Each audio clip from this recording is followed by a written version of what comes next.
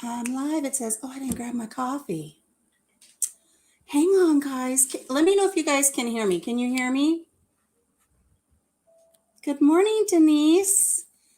I'm going to grab my coffee. I brewed it and I forgot it. Hang on a second.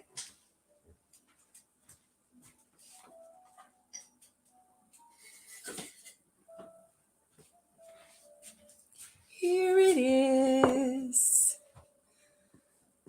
Oh, goodness. Denise, how are you feeling this morning? I know you've had a couple of rough days. I know you're not feeling well. Are you feeling a little bit better? Oh, I gotta put some creamer in my coffee. Good morning. Is this Stephen or Casey? Or are you both chiming in this morning? Boots and Bounty. You have to stick around for the nun story. I keep asking you if you got hit by a nun. There's a reason for it. No pain. I'm glad you're not in pain this morning, Denise. That's wonderful news. Good morning, Casey. So Stephen's not going to hear about the nun story. It wasn't a movie reference. I know you guys get tired of my movie references. It was not a movie reference, I assure you.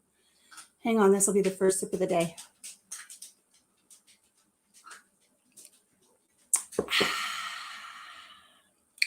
Ooh, that's really rich today. I have two little buttons on my new coffee maker, and you can have regular or bold. And I hit bold, and it's really bold coffee this morning. He will. Okay. I've got a few things planned for today, and I had started writing names down because you guys know I am so bad with names. And I know that Casey and Stephen over at Boots and Bounty, they have a little sheet of paper that they follow everybody on. Well, I'm going to go Friday to our local thrift store that's run by all of the women of the local churches. And there's always, now I'm going to tell you right now, everything was quiet. Everything was quiet. There's piano music going on for the dogs. I've got a dog to my right eating kibble, crunching it like he's chewing on ice. I've got a dog to my left chewing on kibble. They decided until right now to come and have breakfast. So if you hear a bunch of kibble nibbles, I apologize. I don't know what to do about it now. I can't kick them outside. Can you hear them? Can you hear the dogs eating? I swear. Hey, Big Matt, how you doing? Good morning. We're all just getting together for coffee and some chat. I don't think I can pull off a 4-hour chat like Big Matt did. Big Matt had a 4-hour chat the other day. Laura from Hedgehogs, welcome. How are you all doing? Boots and Bounty, just watching your videos this morning. So you can hear them. You just thought they were walking around? I mean, they've just decided now it's time for breakfast and they're just going to sit around and eat some kibble. I think one's given up. The other one, she needs it. She's looking thin. So I guess if she wants to eat, she can eat. Oh, now she's going to bark at a truck. Go listen to Mozart. I've got Mozart and Chopin and Beethoven playing in there with a lovely fire going on the TV for them. So I have my really big coffee mug this morning. I have not measured how much this coffee mug holds, but I think it's going to be very close to the amount that the coffee cups are going to hold that I'm ordering to start my own little merchandise line. It's so much fun. So later on, I will be sharing the information for coffee cups where you can get your own coffee cup. If you want to have a Country Mama Musings coffee cup when we all get together for coffee on Wednesday mornings. Now, here's the thing. I've got so far designed, and it's got this mug. I mean, do you want this mug on your mug? I don't know.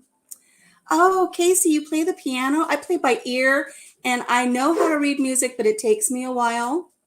I'm no Mozart, but I love that you play the piano. I love the piano. I have a piano in my living room, much to the dismay of everybody who had to haul it into this farmhouse. But there was a family that was selling an upright piano, and I've always wanted an upright piano, always.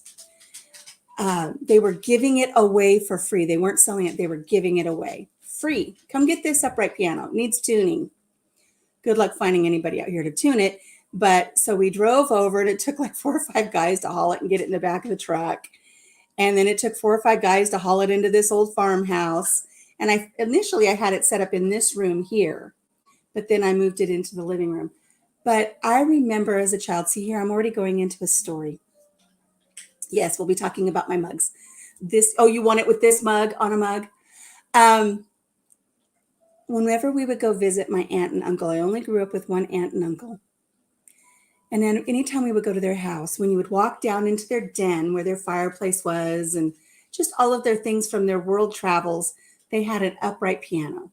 And while all the adults would talk and chit chat and play cards and do the things they wanted to do, I would go down into that den and I would just tinkle around a little bit on the piano. And it was always something that I'm sure was entirely annoying, like chopsticks over and over and over again. Or the elephant song. Casey, you know what I'm talking about, the elephant song where you roll your knuckles across the black keys and dun dun dun dun dun dun. Kind of like what you do at the end of chopsticks. And then madly, that's when I fell in love. I play that over dun dun dun dun dun, dun over and over and over for hours and hours. And Green Acres, welcome. Chopsticks is a great tune. It is a classic. I know it proficiently. I can now say that I can play Feliz all I want, and people seem to like that one. I did take piano lessons for a while when I was about 12 or 13, and I'm actually friends with my piano teacher on Facebook. I've reconnected with her, and I think back to how absolutely poor we were when I was growing up and how wonderful it was that my mom and dad paid for piano lessons for me. Now, granted, I bet you 100% those piano lessons were paid for by barter system for gallons of raw milk or handyman services by my dad. I would bet you that cash never passed hands. I bet you it was all barter. But for my parents to pay for me to have piano lessons when I was younger, and I love it, and I can still play the very first song that I learned. Your sister taught piano lessons for years. Yes, Felice, I love that one. So anyways, so now I've got this piano in my living room and I painted it clutch your pearls. I painted it. Some people really had a fit that I painted it. But I painted it with white chalk paint. It was a very plain piano. I added some wooden embellishments and I antiqued them and I painted them and I sanded them so they stand out very beautifully. Yes, barter system back then. I use barter system now when I can. So now when my granddaughter comes over, if we're all doing something, she can just lift the cover on the keys and she can sit there and tinkle on the keyboards. She can tickle the ivories, not tinkle. But she doesn't do things like, chopsticks and Feliz. She bangs on the piano. Dun, dun, dun. It's like, okay, no more piano for you. My hair just goes, whatever.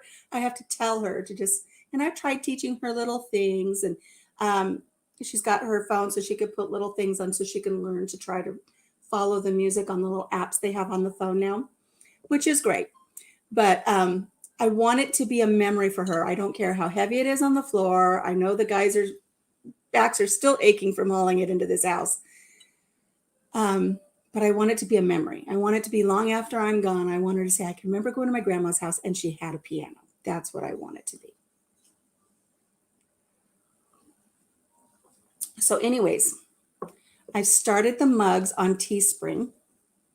I have one mug that just has my little logo face on it, which, by the way, my son took a picture of me. I'm sitting like this. My son took a picture of, I sent him the picture. And he added a little chicken where my hand was because I just thought this was just awful. So he added a little chicken and he cartoonized in, just black and white, the picture. And I noticed that when I smile, I get this little downward thing. So I was able to get in and erase that out. So now I have a smile instead of these frown lines like a clown. And I don't know why, but it picked up on this side, it picked up a shadow by my eye and it looks like a teardrop. So I figured I erased that because I didn't want everybody to think I had a prison tattoo for my fresh kill, you know? So I erased the little teardrop. It looked like a teardrop tattoo. And Lisa over at Yogi Hollow Farm, I said, yeah, I erased that teardrop. I don't even know why it was there. I don't know. Maybe my son put it there as a joke. I don't know. She goes, yeah, I noticed that. I was going to say something about that. It's like, yeah, I don't have any prison tats. I have tattoos, but no prison tats. So I removed the prison tat. So I have one coffee cup up that just has, oh, and he took my hand away and he put a baby chicken. So it's my face with a little baby chicken and a bandana, of course. Have to have the bandana. Oh, I'm backwards. How do I tell what I'm doing? There it is. I'm wearing my salty heifer shirt today with my matching bandana. So one mug just has my mug on one side. The other mug has my mug on one side. And then when you flip it around, so it's good for right or left, it says salutations and welcome to the farm. So I've got those two mugs. And then I thought, some people might not want my mug on a mug. And I don't know how many t-shirts I'm going to put out. I was speaking with Casey the other day. I do have, I'm going to do a really nice woman's slouchy tee, so it's nice and comfortable. I think I'm mostly going to do mugs. So I have mugs that you can buy in any color that's available, and they have some of my quotes on them. So I have salutations and welcome to the farm.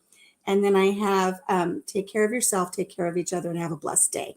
So if you wanted a pink coffee cup that says take care of yourself, take care of each other, and have a blessed day, you can get that. And that way you guys can bring your coffee cups on, and I will retire the queen one to the upper layers of my coffee mug rack, and I'm going to start having my country mama coffee mugs. Say it 5 times fast. So the only thing I'm waiting on, they're in Teespring now. You can buy them now. I haven't shared my link yet because when I'm done here today, I'm going to try to chit chat back and forth with the powers that be, because the way they have the coffee mugs set up on their online, the front makes me wonder, do they automatically have a left-handed coffee mug so that you can see what's going on, or is it a right-handed coffee mug? I need to make sure. I want to offer right-handed and left-handed for the ones that have just a one-sided thing. So once I get that figured out, I'm going to make sure my coffee mugs are available. I'm going to order samples for myself. Some will be gifts. Some will be to just have here during our coffee time. And I'm excited to do the t-shirts. And I think that's all I'm going to do. Now, you guys let me know, because this is the brand. I'm just doing ladies' tees right now with sayings on them. I don't think anybody wants this on a t-shirt. I don't think men are going to wear this on a t-shirt. So right now I'm just doing my sayings on a t-shirt. And on the one I have on the front, it says salutations and welcome to the farm. But the other ones are on the back. I put them on the back of the tee because I want the one that says take care of yourself, take care of each other, and have a blessed day on the back. Because if you wear that shirt out to the store, first of all, if you wear that shirt to the store and it's all plastered across the front, ladies, you don't want people reading what's across the front of your shirt. They're going to be like this, trying to read it while you're walking through the store. Nobody wants that. So I put it on the back. So if you've got somebody who's standing behind you in the checkout line or the pharmacy or anywhere that you go, you've got it on the back and they can read it. And it's a reminder to take care of yourself, take care of each other, and have a blessed day. So those t-shirts are going to be coming out. Good morning, Tina Ladybug. You could put your mug on both sides of the mugs so it would be left or right friendly. I could double mug y'all. I really like the mug with the mug and then a saying on the other side. I really do kind of like that. Do your face on the front lapel with your name around it and the saying on the back. That is a good idea. That is a good idea, Casey. I'm going to put the shout out right now. I contacted my son. I said, can you help me do something with this logo? And he's so swamped right now. I feel guilty for even asking him. So if anybody is proficient in like Paint or Photoshop, and if you're willing to help me do something very simple, I would appreciate some help, because I gave myself a headache on Saturday. First of all, I don't know the first thing about Photoshop, so that drove me nuts. I did learn how to get my picture up there, and that was about it. But what I want to do is the picture I have, and you guys will understand this. Maybe if anybody's willing to help, I'm not gonna say names. If anybody's willing to help. So I've got my mug with the chicken, and it's rectangular, right? So if I send that into Teespring and they put that on a shirt, just like what Yogi Hollow Farm is going through, it's going to have this big white rectangular thing with my face in the middle of it, and I don't want that. So what I want is I want just the logo in a circle with just a black border. That's all I want. So when I send it in, it's just a circle. And my son is so swamped. He's like, Mom, I can't help you with that right now. So I started trying to put the border around it in paint, and then I can transfer it over to Photoshop. I already found, my other son helped me find the tool so I could make it a circle. Then I could try to, but it's so confusing to me to get that circle. I need that circle. Send it to me in an email. I'll tell him he can look at it. Thank you, Casey. Then when I have it, you need a PNG file. It's a PNG file. Well, my son sent it to me in a JPEG and a PNG. But when I open them, they both say PNG. But he said it was a JPEG and a PNG. Or are they both JPEGs? I can't remember. Anyways, it looks good on the coffee cup. I'm hoping that the white will just go away on the coffee cup. But when you try to put on the t-shirts, it still shows it. And I just don't know. Lisa's came back with this big white rectangle on it. So I would love to do a t-shirt with the saying on the back and then the logo on the lapel with just Country Mama Musings. That would be great. I'm still messing with this. I'm still learning, but I don't want to rush it. I'm hoping that the things I've put out already, and like I said, I haven't even shared the store. But I'm hoping that the things I've played with a little bit already, I hope that they're going to be a quality. I'll order a couple samples first to make sure. But I really like that you can get the coffee mugs. The coffee mug stays white, like the handle and the inside, but it's wrapped on the outside with whatever color you want, and then it has the saying. So I thought that was really cool. Good morning, Oils and Wellness with Marcia. Marcia. I don't even have to write your name down because it says it right there, right, Marcia? I don't have to write it in my book. Oh, that's what I was going to tell you guys. If any of you know me, you know that I just go back and forth between stories. I'm squirrel. That's me, totally 100%. What I was saying is I'm going to go down to my thrift store, and they have, I'm already cotton mouth. They have this office supply area. And anytime you look, it's like, oh, all that stuff is so outdated. I'm going to get me a Rolodex. I'm either going to get me a Rolodex or a really nice address book so I could just flip through and find your guys' names when I need it. Wouldn't a Rolodex be fun? I just go, there you go. Green Acres' name is Michael and his wife is Sarah. And I'll just spin it and I'll be able to remember everybody's names. FYI, don't order a basic tee from anywhere. Go up one. I did. I didn't order the basic. Well, I shouldn't say order. I didn't make a t-shirt on the basic. I did the slouchy, the long sleeve ladies, and I think it was the classic or comfort. It was one of the higher ones, but not the highest one. Ding, ding, ding. So I had learned from others, don't get the basic tees. So I did go up. And I didn't put it at a high profit margin. I brought the price down from what they suggested. I would be happier just to see you with your mitts around my mug than $10 in my bank. So I lowered it. So it's like, $4 or something profit. I have no idea what their shipping's like. I haven't purchased anything yet to see what their shipping's going to be like.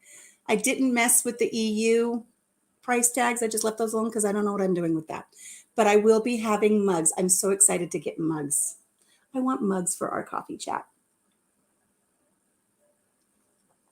Okay, so I wrote down, I've started trying to write down things to remind me what to talk about when we have our coffee chats. Because all throughout the week, something will hit me and I'll say, oh, I need to talk about that. Or I need to share that story. And I don't know if Stephen is in here yet, but Casey is, so she'll be able to relay this to him if he's not here yet. But my first story today, Casey and Stephen were out. They were doing their line dancing and somebody hit their car. And somebody hit a car that hit their car. It was a chain reaction type of a thing. And I keep asking them, did you get hit by a nun? And they're like, what? And they know me. They know I like to do movie quotes all the time. He's napping. You can tell him later.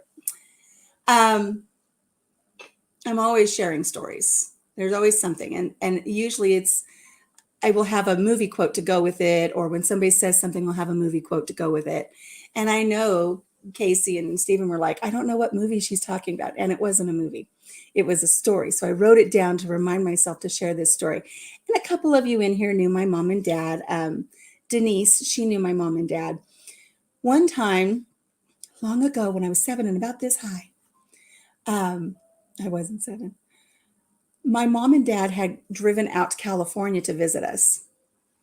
And they would usually come out and spend a Thanksgiving with us, or if we were welcoming a new baby into the family, they would drive out and spend some time with us. And I don't remember what the particular of this was, but we have this place I don't even think they have them anymore. Who's familiar with Thrifties and Thrifties ice cream? If you guys know what Thrifties ice cream is, you would walk in, it was like a Baskin Robbins, but it was always in like a convenience store, pharmacy kind of a thing. And they had the ice cream counter. And I remember, hello, Mountain Grandma.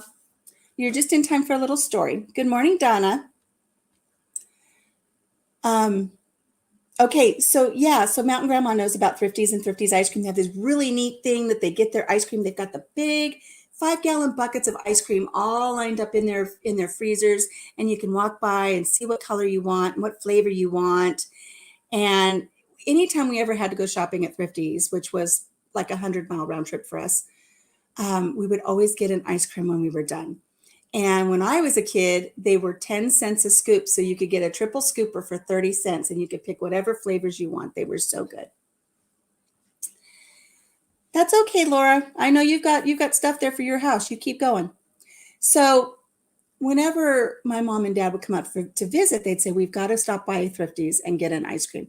That was like our one true treat when I was a child, because we just didn't have much money. But the ice cream from Thrifties, I would always get Rocky Road. So good. Sometimes I get a rainbow sherbet, but it was always Rocky Road.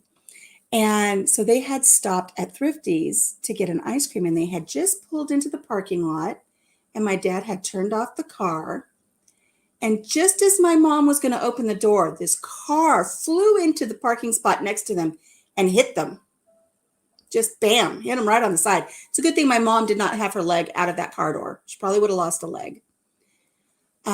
Or it's a good thing that she just wasn't even completely just standing outside the car. She would have been really seriously injured.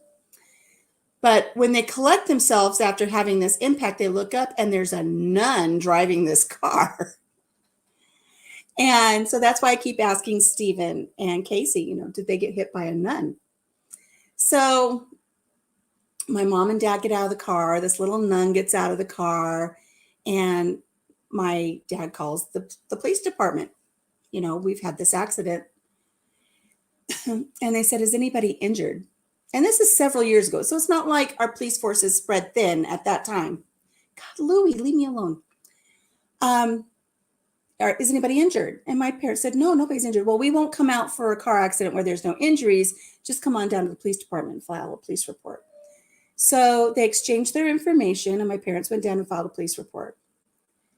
Do you know that nun, when she was contacted about it, lied? She full on lied, said she never hit their car. She doesn't know what they're talking about. And my parents had no recourse with their insurance to get her insurance to pony up to pay for the damages to their car.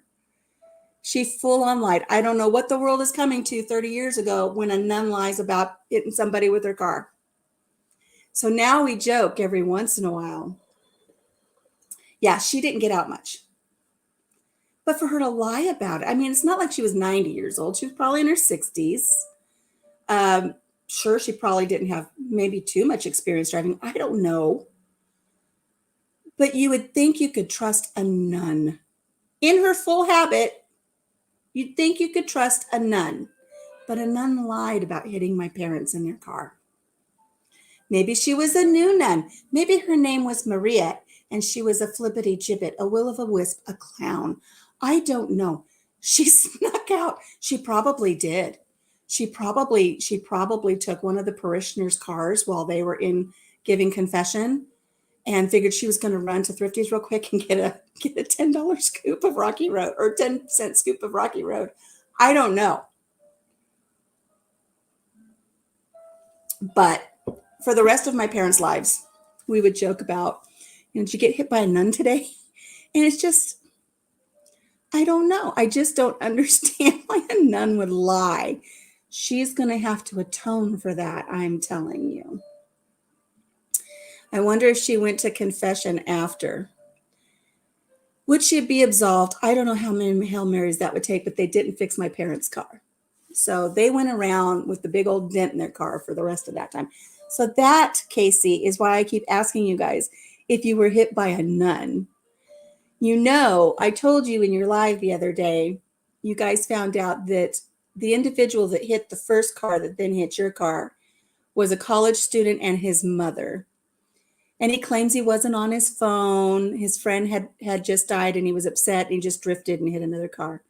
I guarantee you, they were both in the front seat and they were playing the music from Night at the Roxbury and they were doing this and he drifted and he hit a car. But he's not going to admit he was doing the Night at the Roxbury's thing.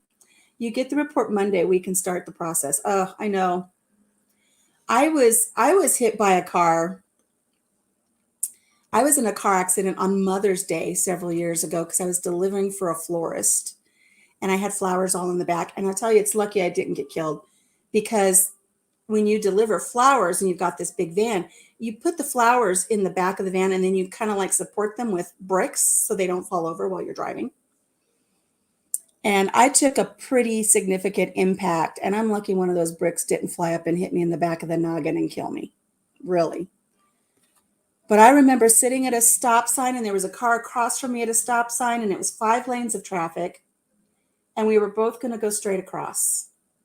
And I'm just patiently waiting because there's all this traffic going this way. And I remember all of a sudden she just bolted out in traffic and I looked and to my left on my driver's side, and the speed limit's 55, there was like a Camaro coming into town. Full speed. And she pulled out right in front of that Camaro. And I can still remember in slow-mo, if you've ever been in an accident, you remember things in slow-mo, or you see things in slow-mo. I can still see the entire front of his car crumpling like an accordion. And he hit her, and then they both veered towards my driver's side door as I'm sitting there at that stop sign. So I took this huge impact right at my driver's door in this van. And it spun me 90 degrees and up into a yard where there was a preschool, not a preschool, a child care. So I'm lucky I didn't go through the fence and get any of those children.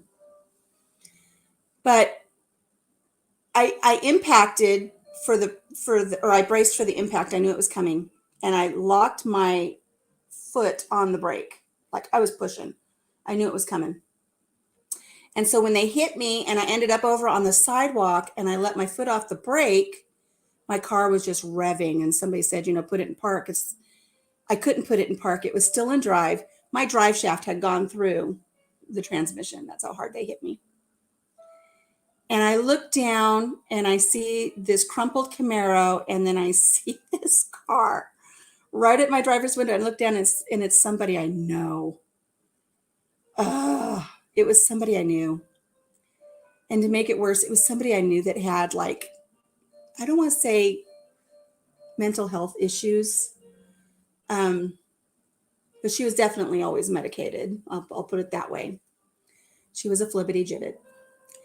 And I just remember thinking, oh no, of all people.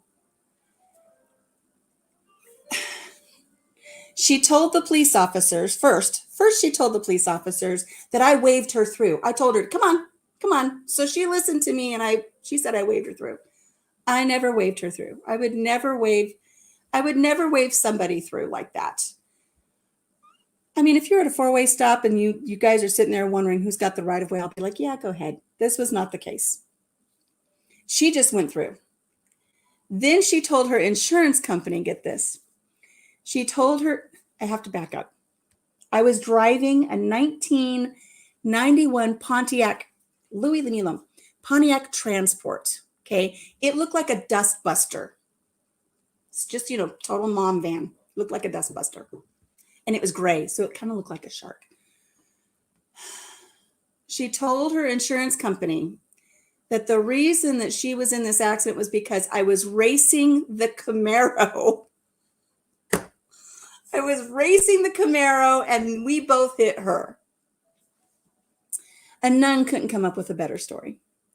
But I had to, oh my gosh, all the reports that had to be done to prove that I wasn't racing a Camaro. Granny Leadfoot here. I didn't even have grandbabies and I still had little kids at home. But she said that I was racing the Camaro.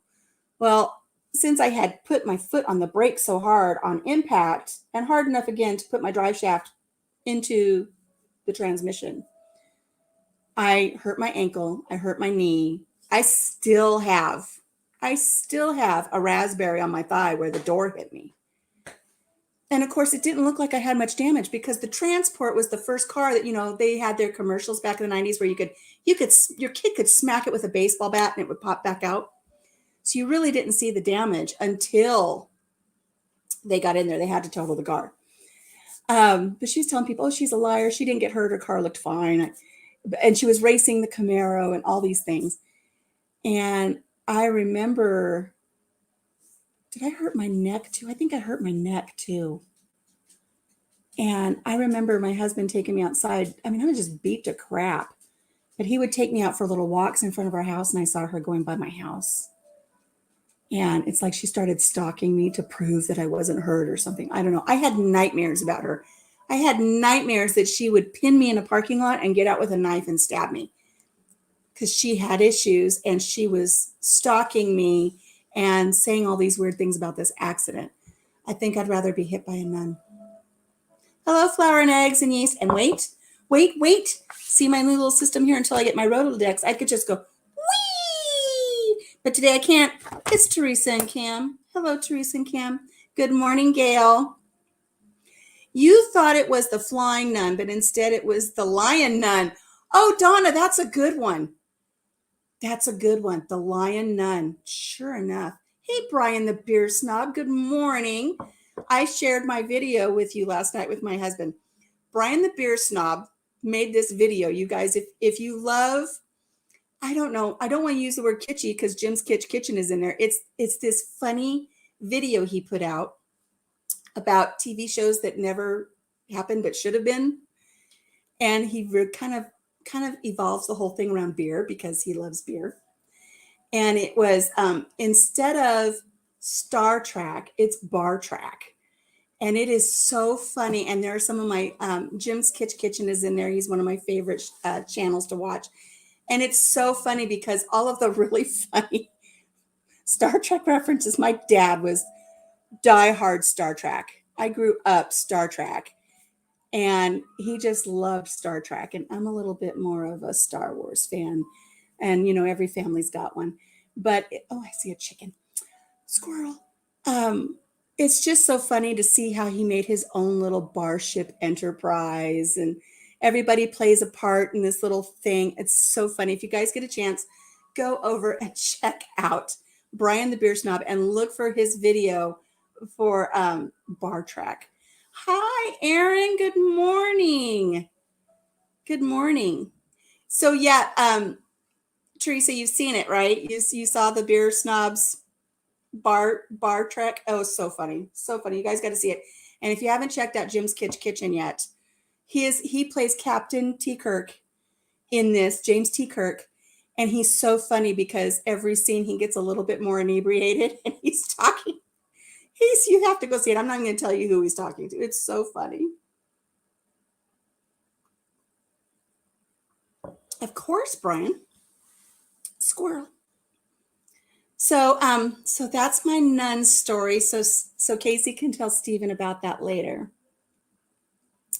But I want to show you guys something. This is so fun. I got 13 people in here. Hit the thumbs up. I want to tell you that the other day my hubby said, if I get you something, do you want it in titanium or red? And of course, I don't even know what he's talking about, really. I mean, he showed me a picture, but I didn't get a full concept of what he was talking about. So what he ordered for me came in the mail, and I told him, I said, oh, I've got to show everybody. Now, this is something that you can't just go out and buy, but if you know somebody who is in the automotive industry and they get tools on Snap-on from their Snap-on tool man, you can see about getting this. And this is so stinking cute, you guys. Good morning, Crystal. Crystal, my dear, dear friend from California, is chiming in. So look what hubby got me. Let me see if I can get it where there's no glare. It is a red retro smoothie maker. Isn't that cute? But what you guys can't tell, and I'll take it out and show you because it's so stinking cute. I love the design of this thing. I cannot wait to use it. I'm going to use it in a little bit here. Let me see if I can take it out without dropping it on the floor. I said, oh, I need to, because he took it out and showed it to me. I said, oh, I need to do an unboxing and show everybody because it's so stinking cute. And of course, he put it back in the box with all of the wrapping and all of the styrofoam. So it's going to be a little difficult for me to get out. Oh my gosh, you guys, it's so cute. Let me show you the design of this little thing. I can't wait to use it. I'm going to use it in a little bit.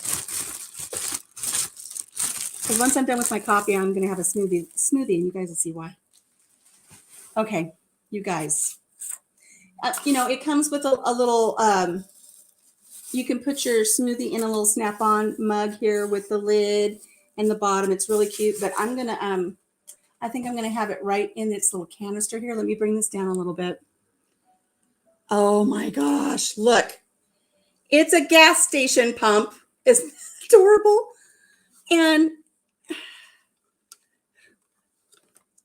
right here, I didn't bring my readers, darn it. I can't read what it says.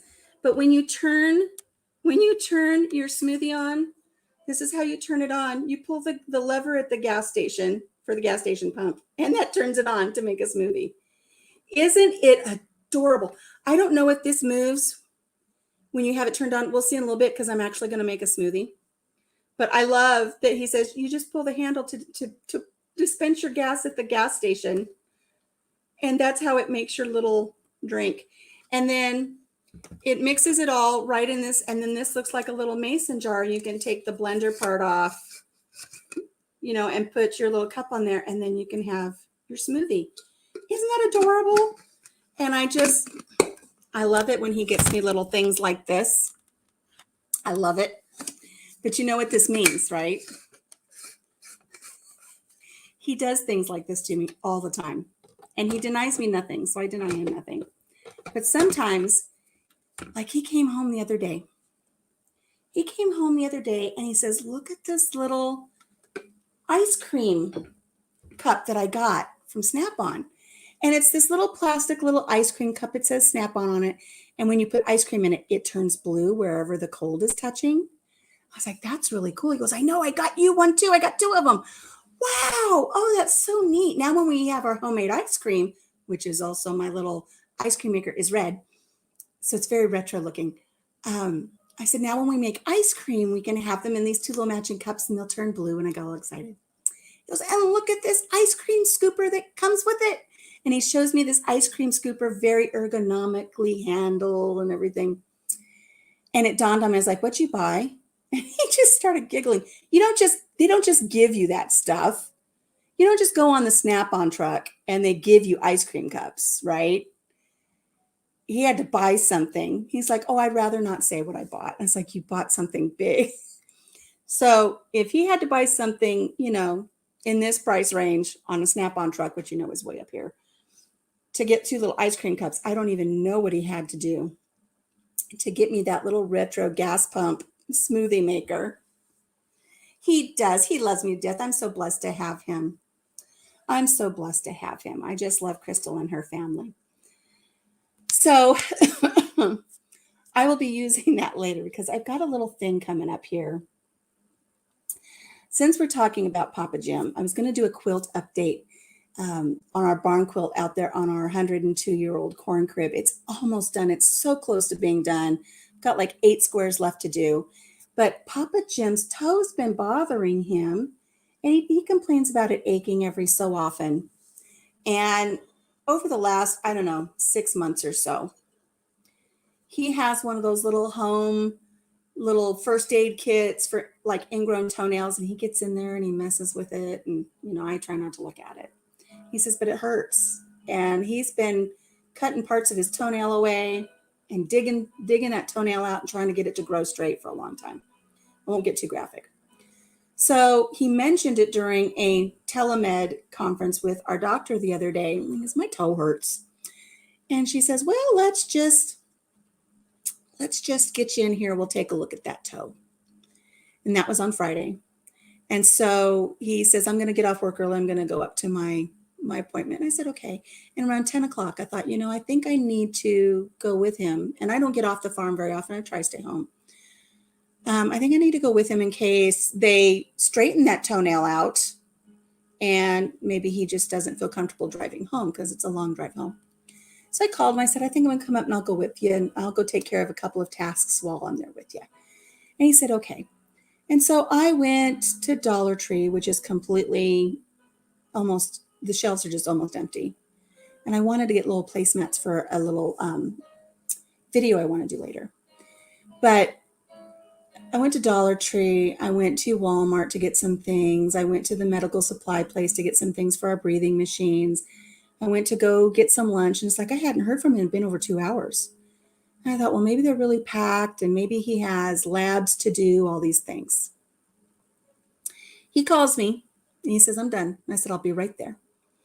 So I pulled up in front of the facility for him to come out. And I noticed he's hobbling and he's got one of those ugly yellow socks on that you get when you're in the hospital. I thought, wow, they really got in there to get that toenail straightened out. He picks up his prescription and he comes to the car. And his prescription was for tramadol, which is an opioid pain medication. I'm like, my God, what did they do? They took off his entire toenail right there in the office, numbed his toe, and took the whole thing off. The whole thing. And he said way down deep in his toe, there was a part that he never would have been able to get out. And he says it was as big as a sunflower seed in a shell. And it had like an arrow tip and a hook on it. Have you ever seen somebody take the tab off of a Coke can and turn it into a fish hook? That's what it looked like. Took the whole thing off. Because you want to see it? No, I don't. Don't want to see it. Don't want to see it. So he was pretty much stuck on the sofa much of the weekend. And so we did not get out and paint on that barn quilt.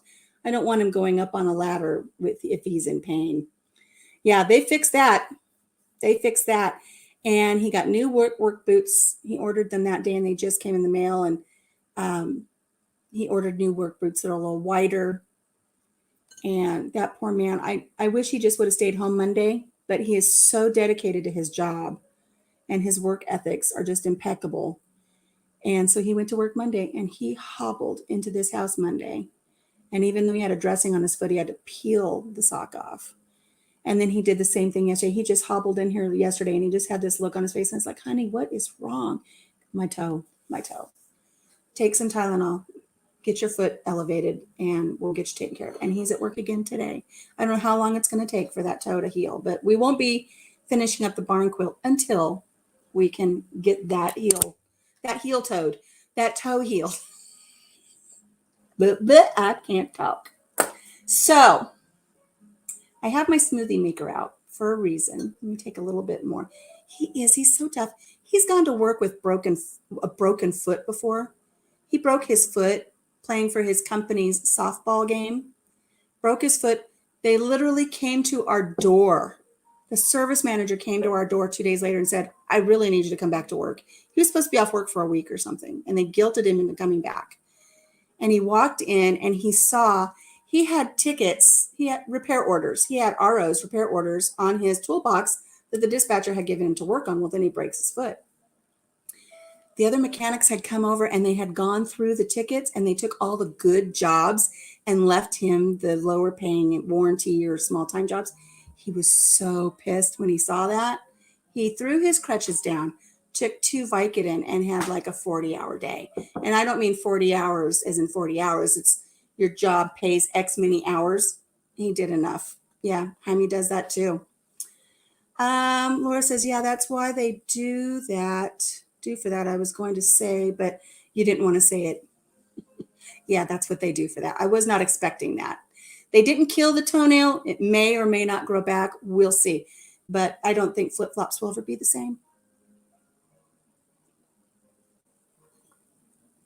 It's still open, Casey. It's still an open wound.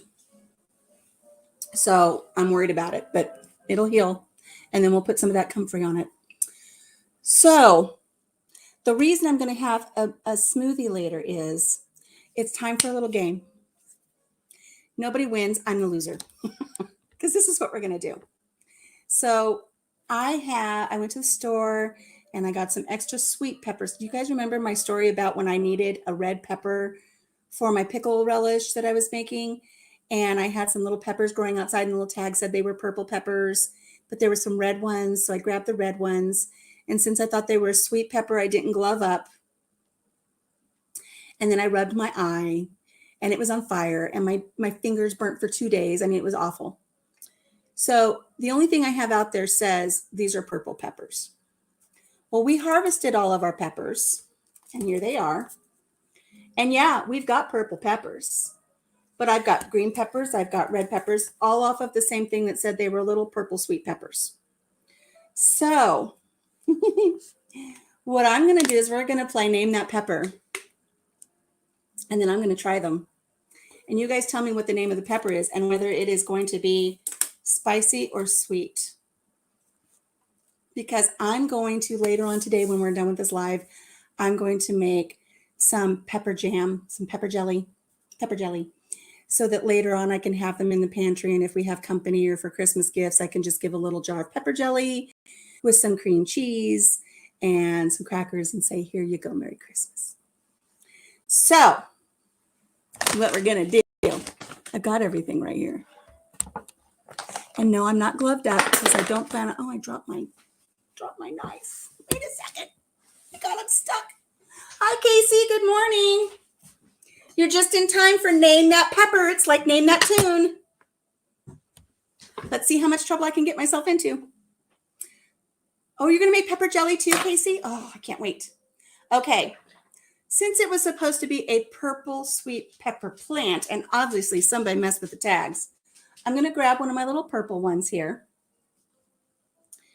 And can somebody identify really, truly, what kind of pepper is this? Is it sweet? Is it spicy? I need to know. It's this little purple. And eventually, you know, they turned to this. This is off the same plant. Oh, wait a second. Wait. Okay, this is off the same plant. I don't know what I'm dealing with here, okay? But then I've got some red ones, and they've been in here a while. I really do. Look at these. Look at that. That's out of the same little 4-pack that I bought for like 60 cents, right? I don't know what that is. I suspect this one was really hot. But we're going to start with the purple one. Okay, so let's go. Gail says this is sweet. This little purple one is going to be sweet. Crystal says it's spicy. Not good at movies, not good at peppers. Casey. You're going to make pepper jelly. You got to know a little bit about peppers if you're going to make pepper jelly. Imagine how pretty they're going to be though. When I get my pepper jelly made, it's going to have green peppers, yellow peppers, and orange peppers, and then whatever I throw out of this batch. So a different color of green, red, and this purple. It's going to look like confetti, and I'm going to call it, what did I think I was going to call it earlier? Not funfetti, because that name's already taken. I think I was going to name it pepperfetti. Pepperfetti, like confetti. Pepperfetti jam, jelly. I know what I grew because I started them from seed. Oh, do I have milk? I have milk. Of course I have milk. I have milk at the ready, just in case. And see later, whatever I don't drink is going to go into my smoothie. It's all lined up and ready to go. So let's see. So I got a few people saying that this one says spicy, one says sweet. Who's going to break Who's going to break the tie on this? I've got, okay, Laura says spicy. I've got my little knife here, and I'm just going to cut off a little piece, and I'm going to try it. Oh my God, here we go. I'm really just cutting off a little sliver off of the end. I mean, I'm talking little. I'm going to take this little bite because God, heaven help me if it's a really spicy one, because I don't do spicy. Okay, we've got more. Oh, got one more sweet, one more spicy. Hello, Inca. We're doing a pepper tasting. So here we go. This is the purple one. You guys ready?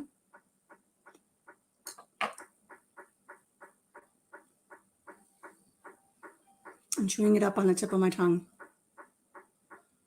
The purple is sweet. I don't have any spice in that at all. So the purple, I needed to write it down, but I haven't. Okay, so purple sweet.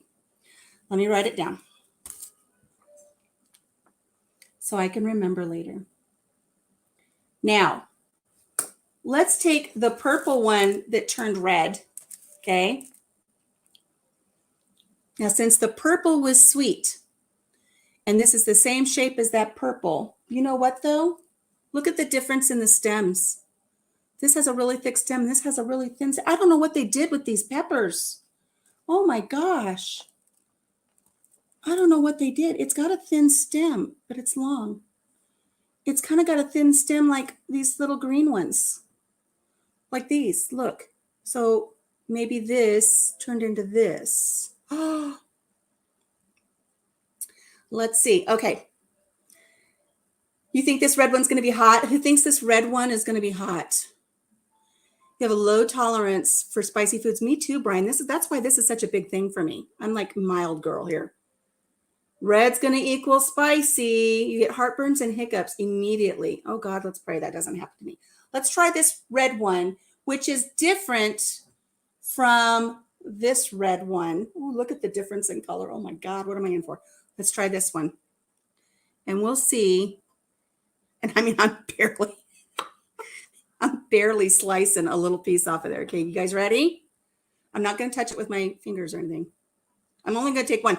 I have two little pieces on here. I'm only going to take one. I'm going to take the smallest one because I'm a chicken.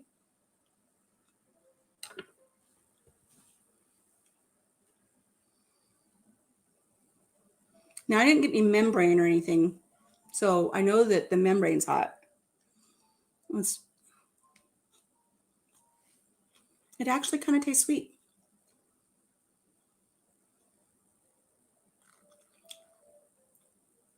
Everybody said the red was going to be spicy. This little red one doesn't appear to be spicy. Watch it hit me in 5 seconds. Okay. These longer red ones, it's sweet. Oh, your dad had all of their toenails pulled. Ooh. I can't do it. Okay, so far those are good. Those I can handle. I'll put those in my pepper jelly, but we're going to need some heat. And the chickens ate all of my jalapenos. But I do have some over there that have dried up. I might be able to chop those up and put them in there. Let's try the green one. This lovely green one here. Who knows what it is? Can you identify that pepper? And let me know, guys, do you think it's going to be spicy or sweet? Laura says it's going to be spicy. Or are you saying that I'm spacey? I don't know which. Am I a space case? Yes. Is this spicy? We don't know yet.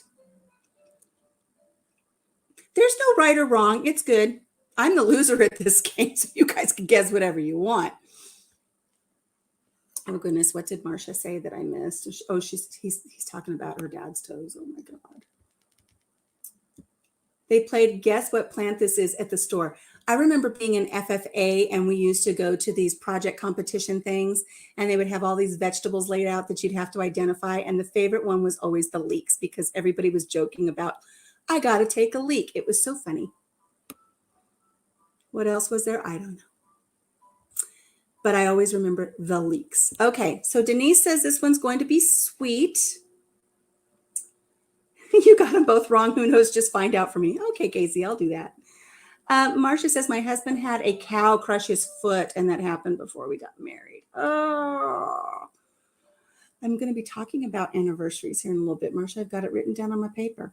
So we've got one person that says sweet, two people that say sweet. You got jalapeno seeds in a bell pepper packet this year. Oh no, surprise. Hello. My chickens just ate all of my jalapenos. I've got 3 or 4 over there and they've turned red. They're going to be spicy. They might go into my dish here. Good morning, Dragonfly. Remind me your name. I'll write it down because I can't remember names for nothing. These are little beauties. Aren't they pretty? So I got 3 people that say that this one's going to be sweet. Let's give it a try. I'm just going to cut the little end off. Just a little sliver in case I go nuts. Okay, a little bit of this light green, which will go so pretty with the dark green of my my sweet green peppers. Let's see.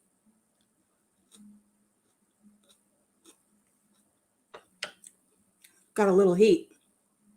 Just a little. So it's sweet with just a tiny little bit of heat. I don't know why the red one didn't have the amount of heat that this little green one does. This one's good. I can put this in my pepper jelly and not worry about killing myself. Get a drink of water. They are nice Christmas ideas. I've got enough. I mean, look at the basket of little peppers, and the recipe calls for like a half a cup of the hot peppers. I might have to go get some more jalapenos, so we'll have to see. All right. Lord help me. I think in this basket here, the only thing I haven't tried yet, I mean, look at all of these purple beauties. I've got so many of these purple ones. They're so pretty. But in there, in the midst of all the purpleness, are these little ones. That one almost looks like a tomato. It's so little. Now remember, I got this as a 4-pack. Oh, I dropped one. Pepper down, pepper down. Mutant peppers. I know, right? Somebody, the tag said that they were purple and it was in a little 4-pack. I got it for like 60 cents or something. But I've grown all of these different weird peppers out of just that one little 60-cent pack. This one. Who wants to guess what this is? First of all, can you guess what kind it is? Is it a Scotch bonnet? It's got a little flat bottom on it. It's not pointy like the others. It looks like a little bell pepper. Tiny little stem on it. Who can identify this pepper for me? I don't know what it is. I've never really done peppers. You can reprocess that jelly, Marcia. If it didn't set up, you can reprocess it to get it to thicken up, or crabapple jelly could use it as some type of a sauce or something. Here we go with this one. Who? Minnie Bell. Denise says it's going to be hot. Laura, are you saying that this one is sweet? Who's going to guess? Hot and spicy, Dragonfly says. So Casey says, I went and got broccoli plants the other day and swapped plants around in the packs so I could get the biggest and the best. That's what I think somebody did here. I think somebody swapped around a bunch of little peppers in a little 4-pack. Gail says this one's going to be spicy too. I've got my milk at the ready, just in case. Just in case. I think these are the ones that accidentally touched my eye the other day. Okay, here we go. I just got that tiny little bit of red pepper on there. My apple jelly has set in 2 years, and I processed them 3 times. Your apple jelly has set, Casey, or it hasn't set, and you processed them 3 times. I made apple scrap jelly last year, where I made the jelly out of the peels and the cores and no pectin. Oh my gosh, it is like honey. It is so good. It's like an apple flavored honey. It's delicious. It hasn't set. Let me show you my jelly. Hang on. Come here, apple jelly. Look at this beautiful apple jelly, guys. And this was from the scrap. This is apple scrap jelly. I just used the cores and the peels. Look at that. Isn't that beautiful? I love this on fresh baked biscuits, buttermilk biscuits. Oh, so good. I don't know why it's not processing, Casey. I make apple scrap jelly to use 3 boxes of pectin and you chunked it. That's so strange. I don't know why I didn't use any pectin on this one. I just used the pectin that was in the apples. Oh, we still have to do this, don't we? Thank you, Laura, for saying it's a baby bell. I don't think it's a baby bell. I've got tons of them, all with these tiny little stems. See how little that stem is? Oh, okay, here we go. You guys ready?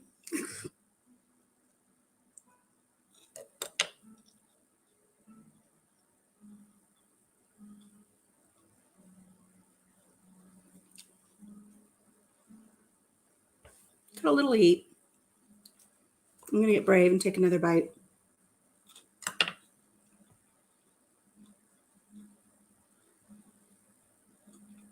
Got a little heat to it. I'm not tearing up, but it does have a little heat to it. Looks good. I make jelly from juice and added extra pectin and it's set, but it took a few days.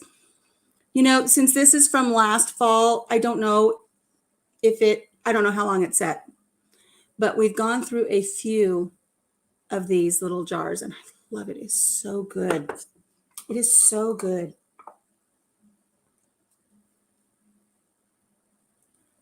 Look, it's like honey. Look at that. Isn't that beautiful? Look.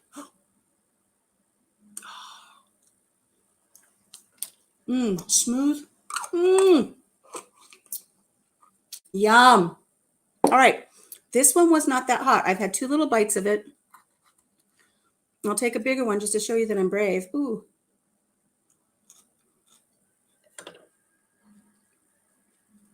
That went a little hot. I'm wondering if on the other ones, maybe I didn't get deep enough into it. One got a little spice to it. I still think I might use a couple of my jalapenos though. Yes, use it as pancake syrup. That's perfect. That is perfect, Marcia. Always something you can do with it. So I've got my peppers all identified. I still think I might throw in a couple of jalapenos with it before I make my jelly. But that's what I'll be doing when we're done with the live here today. Let me set this down out of the way. Is I'm going to make up, I don't know how many. I have 12 bell peppers and then all of those. And I'm just going to make jelly until I can't make jelly anymore. And it's all going to go in the pantry and it'll go out for Christmas gifts. Okay, Teresa.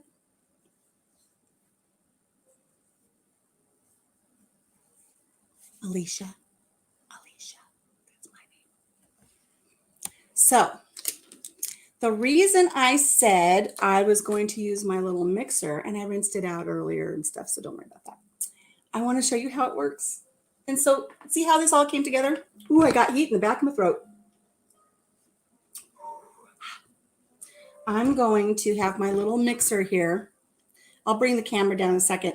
And we're going to do the little gas pump, and I'm going to make myself a little smoothie. So I've got my coffee, I've got milk, I've got water. I'm going to have a smoothie. Yeah, the bell peppers will be sweet, so I just need to add a little spice. That's how I spell it. There's a Donna in here. But I'm Alicia, but you can call me anything you want. Just don't call me late for supper. That's what my grandpa always used to say.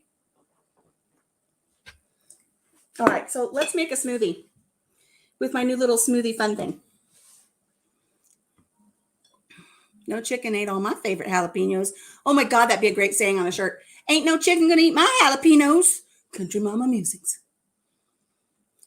I have never had pepper jelly before, and I bought some and actually like it only because it's kind of sweet. Just a little bit of heat, and you pour it over a block of cream cheese at a party, and you bring wheat thins or something, and they can put it on a wheat thin. I made cowboy candy last year, and my son was like, "Oh God, jalapeno jelly candy, weird stuff. What are you talking about?" So just try it. So I gave it to him on a little cracker with a little bit of cream cheese. Like, oh my God! Now he asks for it when they come over. He goes, "You got any more of that jelly? You got any more of that cowboy candy? I want me some cowboy candy." It's like, just a minute. Now go get some. Homemade vanilla extract for Christmas gifts a few months ago. I've got some in my pantry. It's so good. Isn't it good to make your own homemade vanilla extract? I did a video on that. Pepperoncinis. Okay. So I've got my little mug. I don't know if I'm going to need ice. I'm going to dedicate, let's bring this down a little my fat arm in the way. I'm going to dedicate this smoothie to the little girl on the internet right now. I don't know if you guys have seen her. Have you seen her? Dedicating this to her because I went through my freezer. I have to slouch down like this so you can see me act like a little girl. My name is Edith Ann. I was trying to figure out what kind of frozen fruits I was going to put in my smoothie when we have a smoothie today. And I found this. Who's seen the little girl on the internet right now? Have you seen her? She's so cute. She has a little piece of mango. And she sings, Scaramouche, will you eat a damn mango? So Scaramouche, I'm going to eat a damn mango. Oh, it's a big old chunk. Let's see if we can get some damn mango in my smoothie here with my pepper hands. I'll be using all of this, or given what's, dogs are going to get that one. Giving what's left to the chickens later. But I can't just dump it out because it's got, it gets that freezer ice on there. You made vanilla extracts and used Kentucky bourbon with the vanilla beans. Yum. Do you guys know that there is a page on Facebook and it's all about making your own vanilla extract? And they use all these different kinds of vanilla beans. You can order different vanilla beans from them to get different types of vanilla. So cool. I did mine with vodka. Bourbon would be awesome. Well, this isn't much fruit, is it? Scaramouche, I'll eat half a damn mango. Okay, but you know what my favorite is? Mango peach. So I'm going to throw some peaches in with it. And again, big old chunk of yuck. I didn't get the peaches that I put up the other day out of the freezer. So I had these in the freezer from before I got all those peaches. I'll throw these in here. That one's really brown. I make jalapeno candy, cowboy candy, and absolutely love it. It's a great gift because people love it. They do. I'm telling you. You can turn your nose up at weird stuff, but it always seems to taste good. Your first time making vanilla extract. It was for me too, Gail. And isn't it just lovely? I don't like the way these peaches look. I'm a peach snob. Brian's a beer snob. I'm going to be a peach snob and only pick the peaches I want out of this little mess of peaches. The chickens are going to enjoy those later. All right. Let's throw some ice cubes in because obviously I'm not going to have enough frozen ability here. Freezeability. There we go. And the milk from my... God, please don't spill this everywhere. Don't look like an idiot. I'm probably going to need more ice. All right. Let's put the lid on this baby. I got 11 people watching me make a smoothie. And I'm not getting paid for it. Why don't I work at Jamba Juice? Upside down she goes. Into... Lock and loaded. Lock and loaded. All right. So let me remove this banner. Let me remove the banner. There we go. So we can see a little bit better. Oh my God. Isn't that adorable? I'm going to pull the handle at the gas station. It's going to get loud.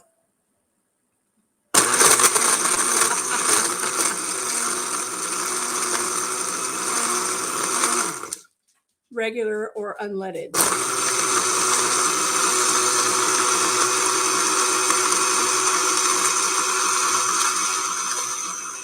how cute that is. Oh my gosh, look how cute that is. I love this little smoothie maker. Oh, little gas station pump. So cute. I'm going to take the lid off, and I'm not going to put the other lid on. I'm just going to put my straw in here and see how it tastes. I didn't throw anything in but a little bit of fruit and the milk.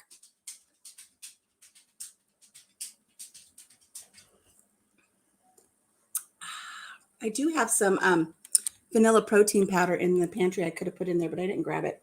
And I'm not going to go grab it now. Oh, someday you'll be getting paid to make a smoothie for us, but today it's a freebie. I know someday. I'm so stinking close to reaching my next milestone of 500. So close. But I have to get to 1,000, and it will happen someday, and I'm not going to rush it. It'll be there someday. What else have we got? Donna Knight has never tried pepper jam. Well, pepper jelly. And so, Donna, next time you come out and visit the kids, we'll make sure that there's some pepper jelly here. And I believe when you were here, Donna, and we were out in the summer kitchen and we had that barbecue, I had some of my cowboy candy out there, the jalapenos with the cream cheese. Remember, James was going nuts over it. That's kind of like a pepper jelly. So we'll have to make sure that you have some next time you come out for a visit or when you move out here. Okay. I'm glad everybody's doing good. That's actually pretty good. Needs more mango. Scaramouche, will you eat a damn mango? If you guys haven't seen it, it's so funny. So funny. And I actually saw, who knows who, is it Leslie Jordan? Little comedian actor. He's so cute. He's always saying, well, shit. He's always saying that. He's so funny. He did a side-by-side with that little girl, and he's like eating a mango while she's singing the song. It's so cute. Yeah, Donna, catch up and scroll on down, honey. It says people are thinking that you're a little bit behind on the live. Just got the tar scared out of you. The weather alarm went off. Yeah, weather alarms. I went into town Tuesday, forgot my phone. And what I didn't realize was behind me, there was a storm cell coming in, and it was dark. And I got into town. I had to go to the courthouse to pay our property taxes. And I was inside, and the guy up there at the treasurer's office, he looks outside and he goes, oh, you're going to get wet. And I looked outside, and the rain's blowing sideways. It's black outside, torrential downpour, and I had to run back to my vehicle in that mess. Oh, the Wednesday test. Yes. Where we live, I can't hear the sirens. I can't hear them. So, all right. I don't know if you can see it back there on that side of me. No.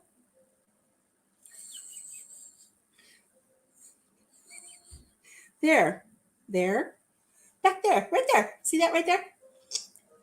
I brought my turkey roaster in because after I make all of my pepper jelly, I don't know if you can see back there are a ton of onions. So today I'm going to focus on my pepper jelly, and then tomorrow I'm going to make my sweet onion jam. And if you have not had sweet onion jam, oh my Lord. Australia had a big earthquake. There's a lot of earthquakes. There was one in Spain. I just saw that Mount Etna went off in Italy last night. And now Australia. Oh, yes. Dad said they had an earthquake in Australia. So there's some significant stuff. I'm going to have to go potty. Don't talk about tinkling because it just sets Daz off from Australia. He's like, she's always talking about having a tinkle. I'll hold it for a while. I'll be all right. This is a weather radio 6 feet from me. My phone will go off. Sometimes it might let me know if there's something going on. But it's usually for a wider area. But if we have something going off right here, like if there's a tornado right here and the sirens go off, I don't hear any of them. There are no sirens there are sirens where I live, but I'm so far out rural, I never hear the sirens. The one thing I didn't bring was my inhaler. I did bring my fly swatter in case Louie gets a little testy with me. For those of you who don't know, Louie is the fly that always seems to bother me whenever I go live. Oh, onion jam. I'll tell you what. If somebody would have said to me a couple years ago, sweet onion jam, this nose would have crinkled so far you wouldn't have even seen it anymore. And then if you would have said, oh, it's really good, you make it with onions and balsamic vinegar, I would have probably vomited and then passed out. But it is so good. It is so good. I've got family members who disagree with me because I think I advised them on the wrong way to try it. But it is so good. It is, you sweat those onions down until they caramelize. You use the sweet onions. They caramelize, and then you add balsamic vinegar and brown sugar, and you just cook it. I'm going to cook a whole bunch of them in my turkey roaster there, and then you can them. And it's really good on like meat dishes. If you want to put it on top of a meatloaf, or it's like it's not like a sauce because you have the whole chunks of the onion in there. So good though. Meatloaf, meatballs, roast beef sandwiches, all things that I don't personally eat. But what I love to have it on, oh my gosh, is I love to make grown-up grilled cheese sandwiches. I'm going to be doing a video soon on the grown-up grilled cheese sandwich. And you put that sweet onion jam either in between when you're cooking your grilled cheese sandwich, or you can just kind of spoon it on as you take a bite. Oh, it's so good. So, so good. Oh, I love it. So I made some last year, and I used my electric skillet to cook all of my onions down, and it made what I thought was going to be quite a bit. Didn't make enough because I ran out of it, and now I'm crying. I cry every time I make a grilled cheese because I don't have my sweet onion jam. It is so good. You know, dragonflies, and I still don't know your name. Hubby bought me some Madagascar beans on Amazon, but there's this group that sells all kinds of unique beans for vanilla. But I would have said, if I would have gone somewhere and you would have said you want some sweet onion jam with that sandwich or on your meatloaf, whatever, I would have said, oh God, no, thank you. It's really delicious. You need to try it. It's so good. It's good. Now, if you're allergic to onions, I would say no. But the combination of the sweet onions that are caramelized down, and so they release all those sugars, and the brown sugar and the balsamic vinegar, love it. Christina. Hang on a second, Christina. Let me write it down. That way, next time that we get a chance to chat, I won't be calling you that. So I did my sweet pepper stuff. I did my eat a damn mango. Another story I wanted to share. Story time. Grilled cheese sounds good. I might do that for lunch. Oh, so good. Wait until you see my grown-up grilled cheese video that I'm going to make. I'm not going to make it though. Well, I don't know what I'm going to make. I'm going to make it. My peach trees never produced this year, but we have a whole lot of cherries and plums. Okay. Marcia, if you get a chance, you can make a plum jam. And when you're cooking down your plums, put a couple of split vanilla beans in there. Vanilla plum jam, so good. Laura says she makes sweet onion jam and she loves it on your burgers. So delicious, right? For those of you who know, I don't eat meat, but I will eat meat substitute. So I will have a like a Impossible burger, or I get the little meatballs that are made out of like mushrooms. And, oh, so good on all of it. I love grilled cheese. Love all that stuff. So if you get a chance, try that plum jam with a vanilla bean in it. It's so good when you're cooking it down. It is plum good. I'm also going to be making quiet. You saw that I did the 44 pounds of peaches. If you didn't see that yet, I processed and put in my freezer 44 pounds of peaches because I didn't know what a lug was. And I said to my friend, 2 lugs, okay. 44 pounds of peaches. I'm going to be making a peach habanero jam. That should be good. I got to try. That's good. I have a bunch of sweet onion jam. Oh, so good. Use your sweet onion jam on a grilled cheese sandwich, but you got to do the grown-up grilled cheese sandwich, and I have to make that video. Homemade sourdough with white cheese. Not, yes, no. You like having grilled cheese with a sourdough with white cheese or no? I'm not even going to tell you what I put on my grilled cheese because it's going to be a video. You have to watch it. See, I'll do it as a premiere. So this other story that I wanted to share, I don't remember what brought this up. And after I share this story and give you a little garden update, I'll open it up so everybody can come up. Do want to tell you one thing I'm going to do is I still have to make Chrissy from Along the River Homestead. I have to make her barn quilt because she won that contest for the barn quilt prize. And I think what I'm going to do is I'm just going to set my camera up and I'm going to set it. I'm just going to set it so you guys can watch me paint. And I'm going to go live. And if you want to watch me paint something, you can. If you don't have to. But I might as well, right? So you can see the process of how to paint a barn quilt. If you like them, then you can maybe do a barn quilt at home too. So I thought I might do that. Marcia, you say that my personality is just like yours. Oh, you thank God for me. Thank you. I thank God for all of you guys too. And like-minded goofy girls. Are you a goofy girl? I'm such a goofy girl. Crystal can attest to the fact that I'm a little bit of a goofy girl. Hi, Kareen from Davis Life. I just saw that you're in here. I'm sorry if I missed you early. Hello, Southern Sandy. Welcome. Welcome. I was just getting ready to tell a story because you know that's what I do. I had somebody do a shout out for me the other day. and they said I was a cooking channel. And I do cook. I do things. I do some things, and I do some things. But I'm going to be making my my grown-up grilled cheese, so I will be showing you that.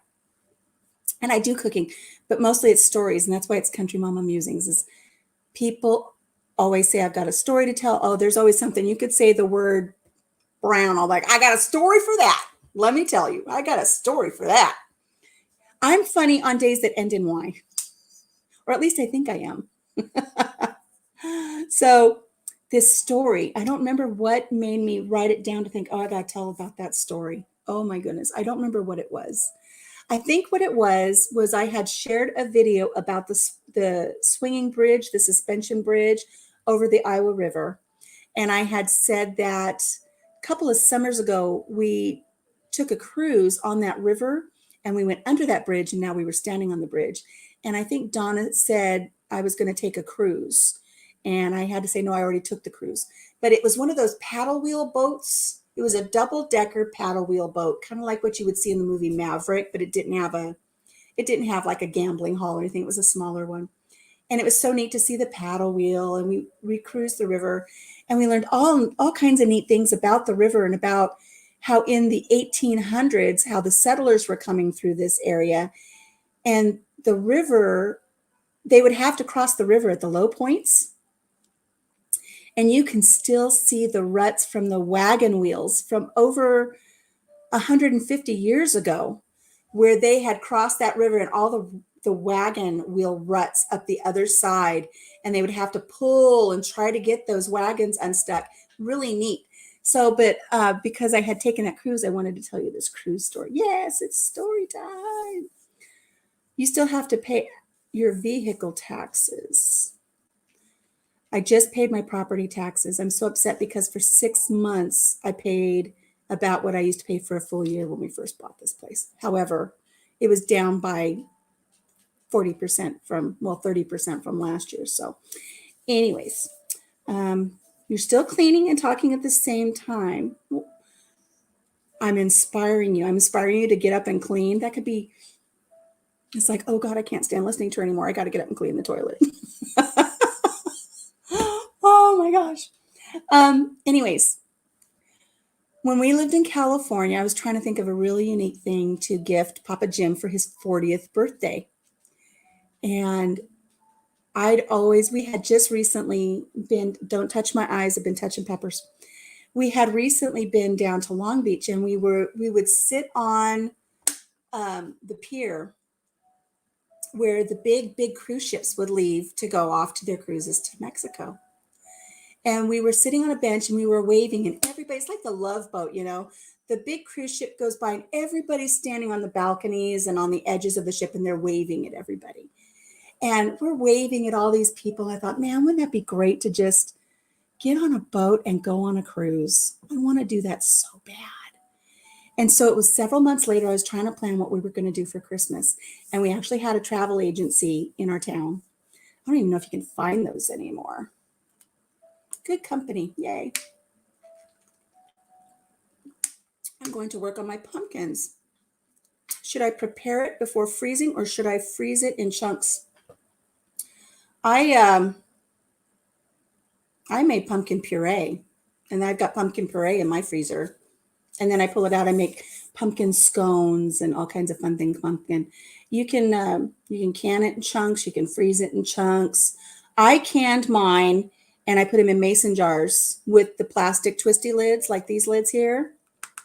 So I wasn't using my good lids, and I just popped them in the freezer, and I can just take it out and thaw it out and put it in a pumpkin scone when I want to, and I love it. Donna loves Snap-on tools. They have the best stuff. They are, but they're very pricey. Papa Jim pays top price for that. So anyways, I stopped in at this travel agency, and I asked, how much is it to go on a cruise? And we found out what was affordable, and I was able to kind of take a little bit of my paycheck and pay it off. I had so many days to pay it off before I could seal the deal. And what was really neat, and if you can do this, if you're looking for Christmas ideas and you're planning on something like this anyways, it doesn't have to be a cruise. It could be for any other kind of trip. My friend was taking her kids to Disney World a couple of years ago, and I said, this is what you need to do. Get this, this, and this. And then that's what they opened under the Christmas tree. So anyways, I went to the travel agency and I found the best cruise that we were going to go on. We're going to take a 3-day Mexican cruise down to Ensenada and back. And it was so neat because, and this was through Carnival Cruise Lines. So she had Carnival Cruise Lines playing cards. So I got enough decks of cards. I got several decks of cards, and I wrapped them and put them under the Christmas tree for each person in our family. I got luggage tags that said Carnival Cruises on it. I got little pins that had the cruise ship. I found all of this little stuff that they gave me for free, and I wrapped it all up, and then I wrapped their tickets up and I put them under the Christmas tree, and that was Christmas. We all had everything we needed to go on this cruise. So I got it for Papa Jim's 40th birthday, and I was so excited that the day comes, we load up, we go down to where we're going to take our cruise. And if you're going to do something like this, find a hotel that allows you to park your car while you're there, and then they'll have a shuttle that'll take you either to the airport or to the cruise lines or whatever. And then when you're done, you just come back and you go back to the hotel and stay another night. It was perfect. I didn't have to pay for parking anywhere. I just had it right there at the hotel, and they had a shuttle. It was great. So they shuttle us down to the Long Beach pier where we're going to get on our ship. And so excited. We drop off our luggage, we check in, we get in line to get on the boat. And I start looking around. And the reason I chose Carnival is because it's the party ship, right? I mean, at the time, Jim was turning 40, I was turning 38. We took 2 of our kids with us. We wanted like a party atmosphere. We wanted to have fun on this cruise ship, right? We're standing in line, and I started looking around at everybody in line to get on the ship. And I looked at my husband and I said, there's nobody here our age. He's like, you're right. There's nobody here our age. What is going on? And remember, it wasn't an expensive trip, but I mean, I didn't make a lot of money. It was all I got going on there. Yes, Marcia, that will be a really nice little plum jam with the vanilla beans. Just take them out before you can. So there's this man standing in front of us, and we said, are you with a group? Because we started noticing people had some matching polo shirts. He says, yeah. He goes, I'm so excited to be here. He goes, what chapter are you with? And we're like, what? WTF? He says, we're having our conference for the Western United States Shriners. It was the Shriners. All the Shriners were going to be on the boat. Okay. So if you think about little hometown parades, the Shriners are in a little car with the little fez hats, and they drive in circles. They also dress up like clowns. And I'm not impugning them at all. My sister received services up at one of the Shriners hospitals. They're wonderful. But I'm now stuck with about 800 Shriners and their wives on this cruise ship. And we're looking around, and there's nobody our age. And then I see it. And then I see it. I see on the other side of all of the Shriners that are lining up, the Purple Hat Society. We were also joined by, they're no longer allowed to drive in our parades because they hit kids. Well, because they're drunk. Sorry, anybody who wants to defend them on that one. I only know this because I was on the ship with them for 3 days. So there's the Red Hat Society. Now, if you don't know what the Red Hat Society is, the Red Hat Society are senior ladies that are they're out there for fun. They are. They've got their little groups, and they all wear red hats and purple shirts. And they get together and they do fun things. So now we're on this cruise ship with the Shriners, the drunk Shriners dressed as clowns, their wives, and a couple hundred ladies in red hats and purple shirts.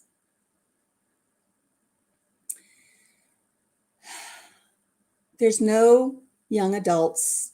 There's no kids for my kids to hang out and play with. There's no teens. It's just octogenarians everywhere. And it's okay. We're going to make the best of it. We're not going to have anybody to talk to, but we'll make the best of it. Let me tell you the worst thing about going on a cruise ship with a bunch of seniors, 800 senior men from the Shriners. Those men love their Speedos. I think I lost 10 pounds on that cruise ship. There, you could eat all you wanted, but every time I turned around, there was a man in a Speedo, an old man in a Speedo.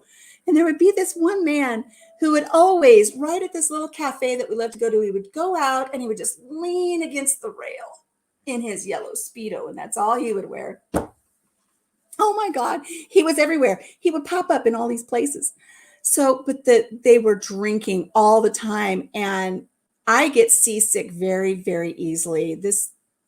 I was seasick before we even left the port. So walking down the hallway, those long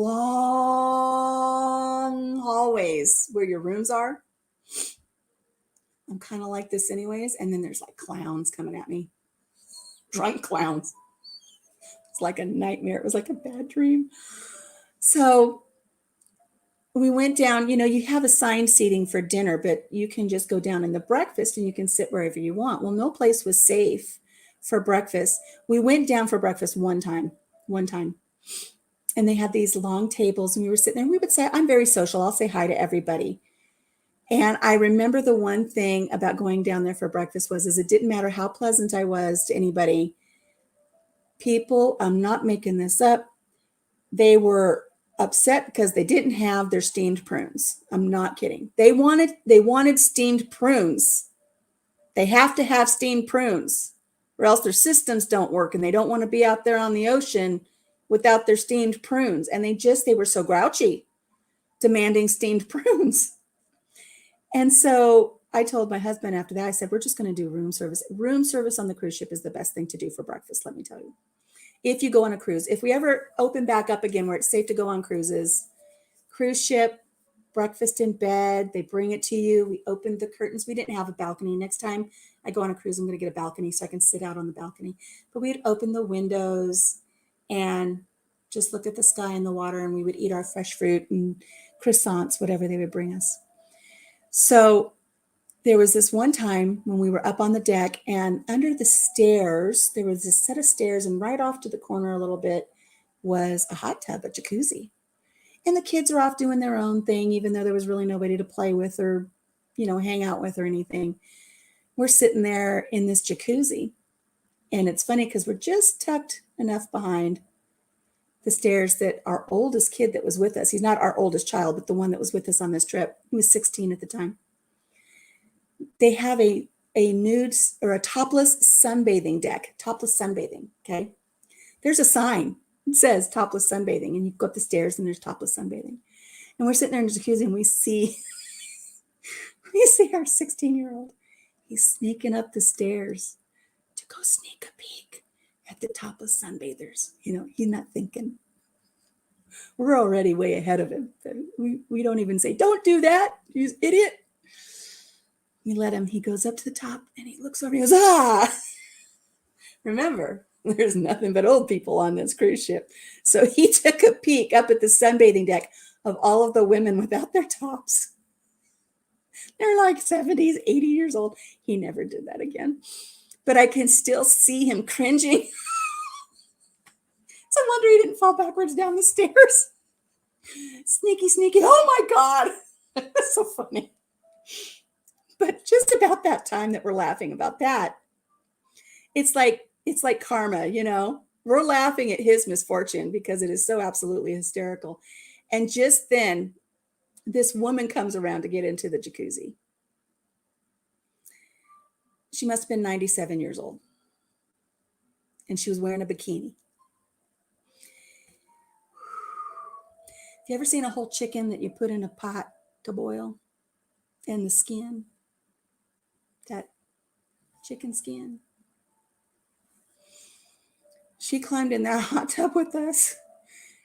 And I was afraid chunks of her were going to start floating around in the water.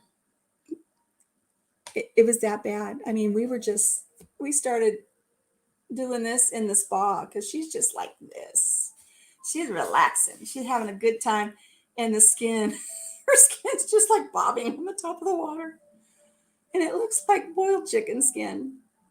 Yeah, we got to go. We got out of there so fast.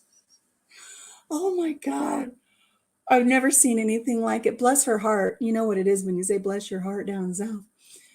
Oh, my husband, we got out of there and we were like, ugh. We had the same reaction. I'm going to be old. I'm going to have pruny skin. I hope I get to live long enough to be old and have pruny skin. I'm just going to be mindful not to wear a bikini and jump into a jacuzzi with, a 38 and a 40-year-old. So Marcia says, my mom is paying for my new haircut today. It's my late birthday, September 4th. Happy birthday, Marcia. And anniversary in October 4th. I'm so excited you could cry. Isn't it nice to be spoiled like that and have fun little things like that? If I live to be 97, I'm going to go on a cruise and I'll be wearing a thong all day, every day. Cream, I say I'm going to do it too. Let's do that. You know what? People will remember, won't they? If I do something like that, people will remember. It'll be fun.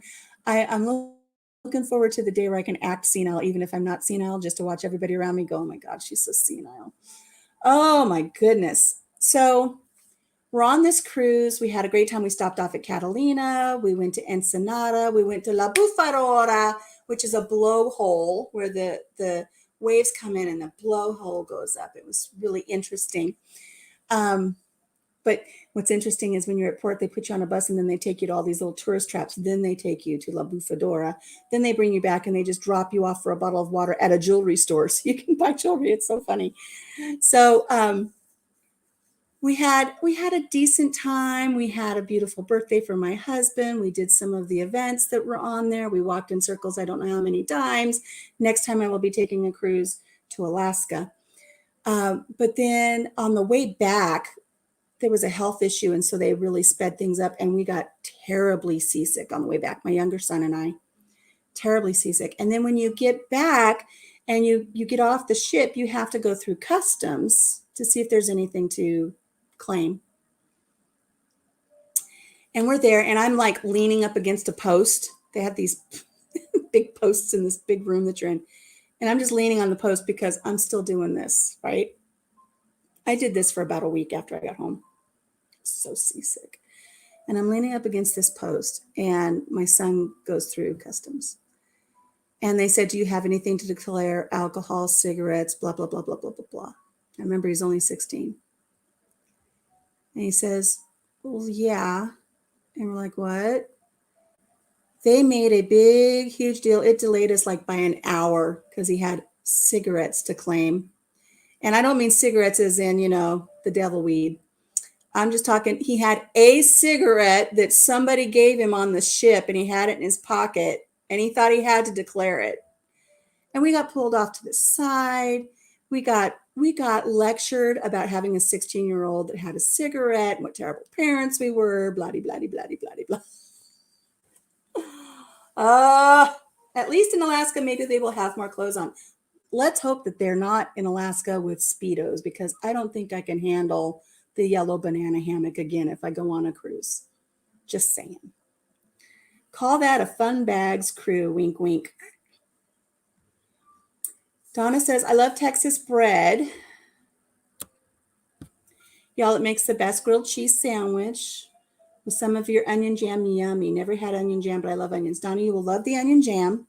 And yes, Texas toast is wonderful for grilled cheese sandwiches. I use a different kind of bread for my grilled cheese sandwiches because they're grown-up grilled cheese sandwiches. Like anything I do is grown up, though. It was an unforgettable trip. So that's one of the things we remember. We really remember, the chicken stewing in the hot tub with us. And all those Shriners, they were all so drunk the whole time. Oh my gosh, I've never seen somebody drink so much in my life. They were all drunk all day, every day, wearing their clown suits. It was like a nightmare. And then my son getting stopped at customs. Oh my gosh, it was like you could have walked through with the one cigarette. The worst thing you would have had to deal with was, us. But you got to deal with Homeland Security, which made it so much worse. So that's my cruise story. I would love to plan another one. Again, like I said, I think this time I want to go on an Alaskan cruise. I want to go see a dog sled team camp. But now we have to update our passports. I got to get that done. Never been on a cruise. We had a lot of fun. We had a lot of fun on the cruise. But I did get seasick. I don't like being seasick. That's no fun. That's no fun. So my garden is just about done. The chickens and the turkeys and everybody's gone in there and they've just pretty much picked everything over and I'm just letting them have fun. And soon enough it'll be winter and they won't be able to get out and do much. So I pulled up some of the jalapenos and the peppers that they decimated the other day. So I've just got a raised planter with just the soil in it, and they're getting in there and they're taking their little dust baths and they're having so much fun in there. I love watching it. It's like, oh, I was done with the garden anyways, and I'll hit that again next year. Marsha, I'm in Iowa. I am in Iowa. So that's all I really wanted to share with you is Scaramouche, will you eat a damn mango? I'm going to go ahead and put a link up if anybody wants to join in, and we'll have just like a little face-to-face little panel here. We can talk and just see what's going on in your world. But I will remind you, if you've got anything noisy in the background that might be semi-noisy to you, the microphone picks it up really loud and then our ears bleed. So, hey there, Scott, rambling with the brooms. How you doing? I'm going to go live. Well, I am live, but I'm going to put the link up. So if anybody wants to come chit chat, I can. So, be looking for some more videos. If you guys didn't see my videos on the monarch butterfly, please go check those out. I've got an interview with a naturalist that tells you all about the migration that these butterflies take to Mexico. From here where we tagged and released them the other day, it's over 1,600 miles that they have to go. And then I did a video inside the butterfly house with all of the little kids and everything catching the butterflies. Really neat stuff. I loved it. I'm learning so much about them. I love it. Bye, chat. Bye, Lisa. Ooh, Louie says goodbye. Hello, Q Kitchen. How are you? So Lisa's got to go run and take a meeting. That's okay, Lisa. Thank you so much for jumping in and lurking. I love it when you lurk. Love it when you lurk. And Casey's getting ready to have company, or else she would come on here and she'd give me what for always saying movie quotes.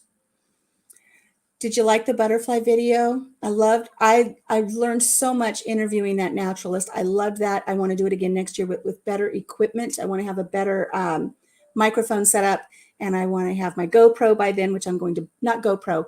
I'm going to get myself a gimbal when I hit 500. So that's what I'm going to do.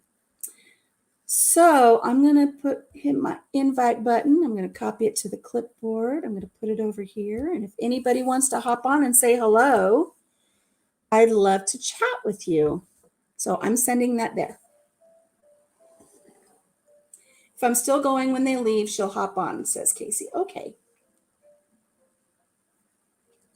Your butterflies, Scott, left last month and they came down. I don't know what side of Canada you're on. Are you more central east or central west? If you're central to central east, they come down, they ride the jet stream down, and some of them may have ended up here in Iowa, got tagged, and we're sending them on their way. Boots and Bounty got a gimbal that came in today. So exciting. I can't wait to order it. Hubby asked me the other day, he says, pick out a gimbal, see what you want. And I said, no. I'm going to research it, but he wants to buy it for me now. And it's like, I have to earn it. I appreciate that you want to buy it for me now, but I have to earn it. And I haven't earned it until I hit 500 subscribers. So I have to get 500 subscribers. So Scott says we got their butterflies. So they fly the jet stream and then they come down at nighttime to roost, eat, and then they go back up and they go more. They don't fly so much as they coast. They ride the jet streams at 10,000 feet altitude. Those butterflies do. It's so amazing. So Q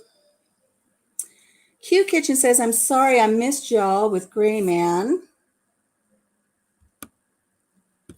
But we'll catch replay as I was in an appointment and then on a bus. And by the time they got home, it was over. You were, to Boots and Bounty. He's saying that too. Q Kitchen is saying that to Boots and Bounty. I always seem to chime into a live just when they're like, well, we've been talking for a while now. We're going to go. And it's like, I just got here.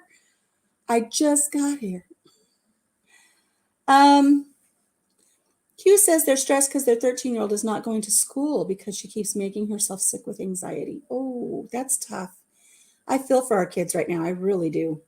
The anxiety that all of this has caused. And even if your student had anxiety before this and now you layer on all these other things, I can totally understand. I can totally understand how that would be so stressful for her. I'm so sorry.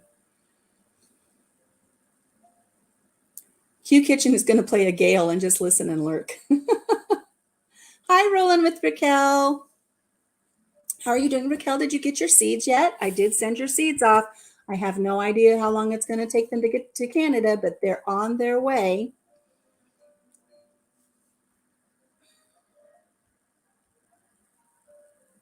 So I've got the link up there if anybody, oh, look. I just happened to look down and I see that Scott with Rambling with the Broom. Scott, quiet on your end before I add you.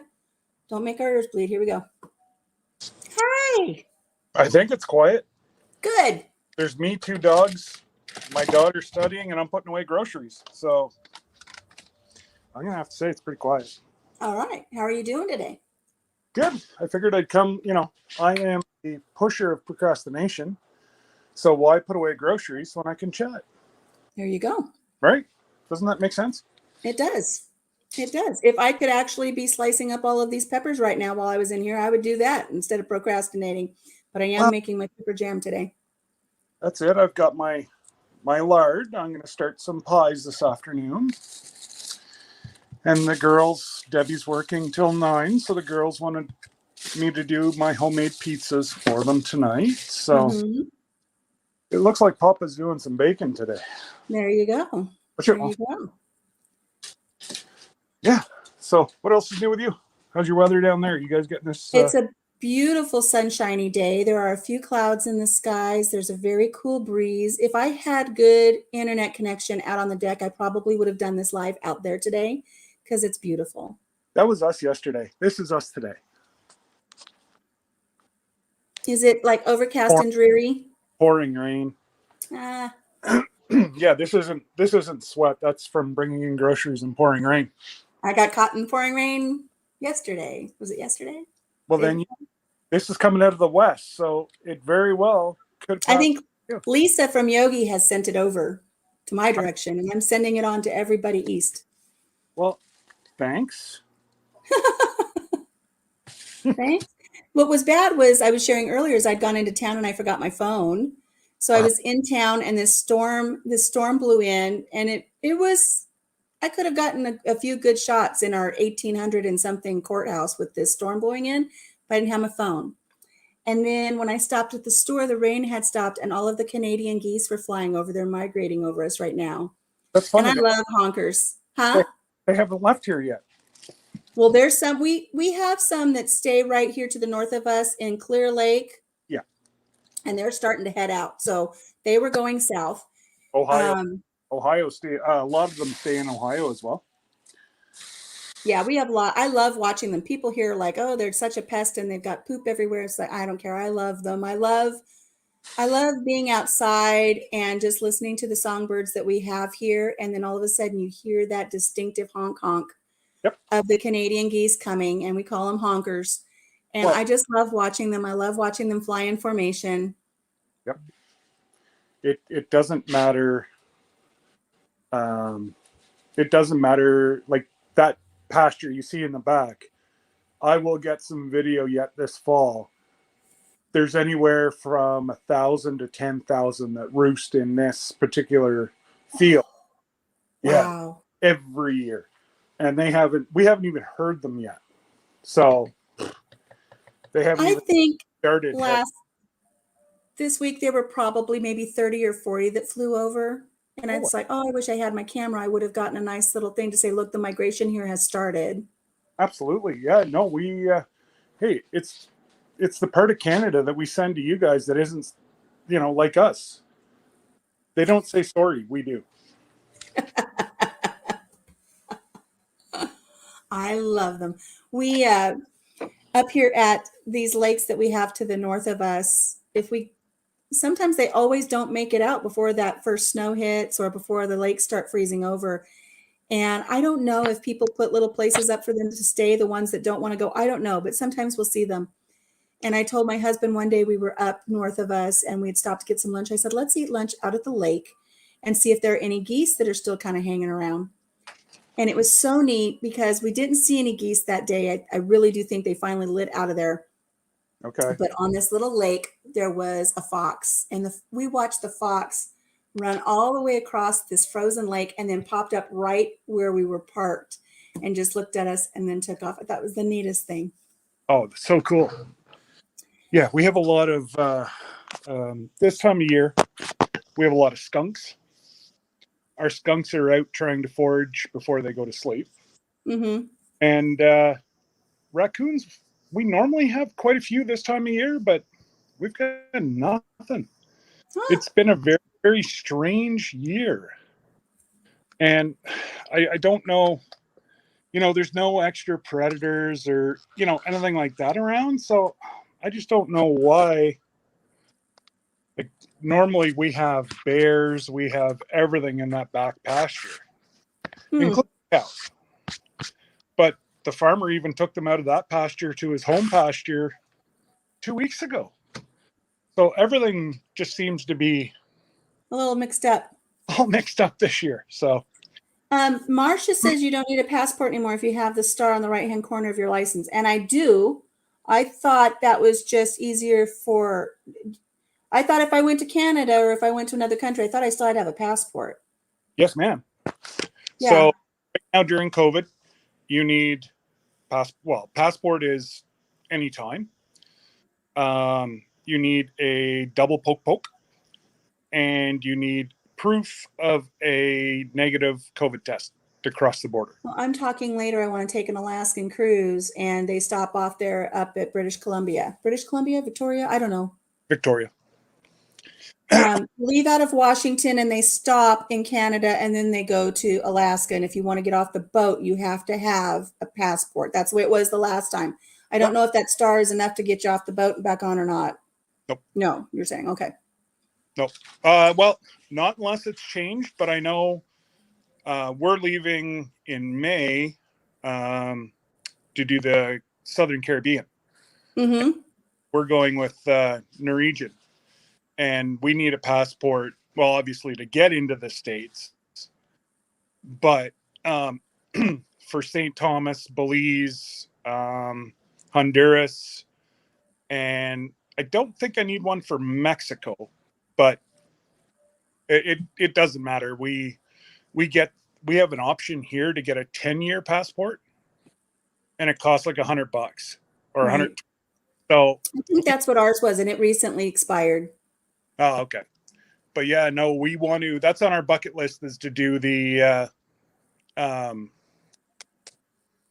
Alaska. Debbie's always I wanted. want to do Alaska. Yeah. I was sharing earlier, I don't know if you were in here, I was talking about the time that I was in a car accident, and I looked up after my car stopped, and it was somebody I knew. And then they started kind of stalking me. I had planned, gosh, I had planned a cruise for the Caribbean for us. And I don't know if anybody's listening, if you ever want to do a cruise, and you've probably got all your stuff set up. Oh, yeah. But they have, if you ask for it, they have a night owl room that you can get. It's an interior room, but it's usually right below like where the disco dance club is. So it's loud. But when you're on a cruise ship, you're not going to go to bed at 8:00 at night anyway. So I don't care that there's music up above you. You're going to be out partying.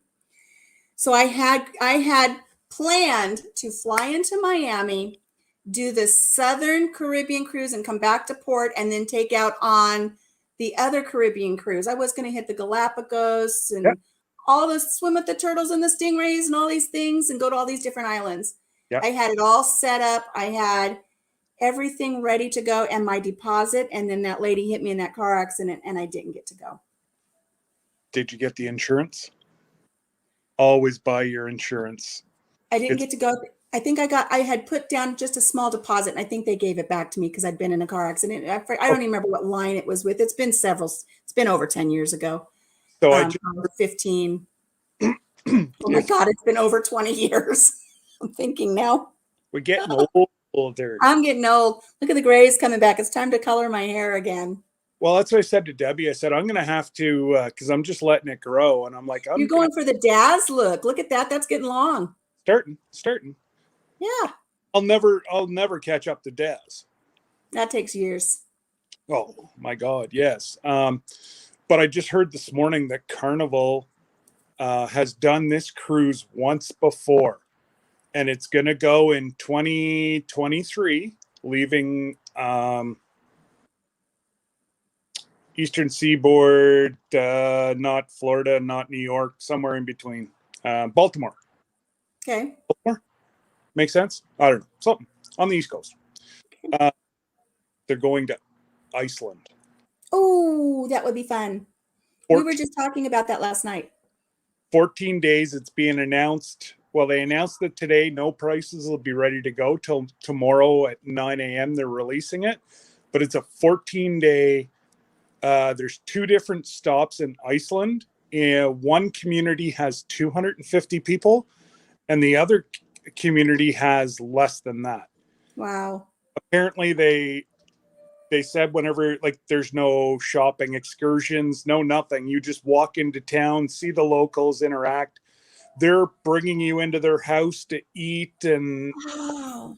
I'm like, oh my God, this is now. Thanks. It's going to be on my bucket list. Oh, I can absolutely. only imagine how much it's going to be, but so there's 4 stops in Canada. There's one in Nova Scotia near Tony and Joe. There's 2 or 3 in Newfoundland, one right near John and Sherry, and the 2 in Iceland. So it's going to be, that would be neat. it's going to be a like once in a lifetime. I just don't know because we already have another cruise booked out of New Orleans on the 23. So it's like, Nice. And so, Laura, you've been on that cruise that he's speaking about to Ireland or Iceland? No, I've been on the cruise, the one you're talking about. Oh, okay. The Caribbean one? the Caribbean No. or Alaska? No, the Alaskan cruise. Alaska. Yeah. So Now, see, for our 25th wedding anniversary, I don't know if Davis family is still in here or not. But for our 25th anniversary, I had everything set up to think about going on the Alaskan cruise. I wanted to do that. And then at the last minute, you're like, let's go to Jamaica. So we went to Jamaica instead. nice. We had a lot of fun in Jamaica. So I still have to go to Alaska. One thing I want to do that's on my bucket list, it's weird because when I say bucket list, it really upsets my husband when I say bucket list, because with a cancer diagnosis, it just kind of makes it all the more real. Yeah. Like, don't say bucket list. Let's just, but it's something I want to do before I die. But the reality is my time might come a little, I could step in front of a bus tomorrow, but whatever. I want to do, I've been looking into the leaf peeper cruises where you just go down the river when all of the leaves change on the eastern side of the United States. Those are more expensive than going on an ocean cruise. Yep. Yeah. Terribly expensive. So I'll probably nix that. I think it would be fun maybe to fly out there and just hit a bunch of Airbnbs and do the leaf peeping. A little more hoity-toity.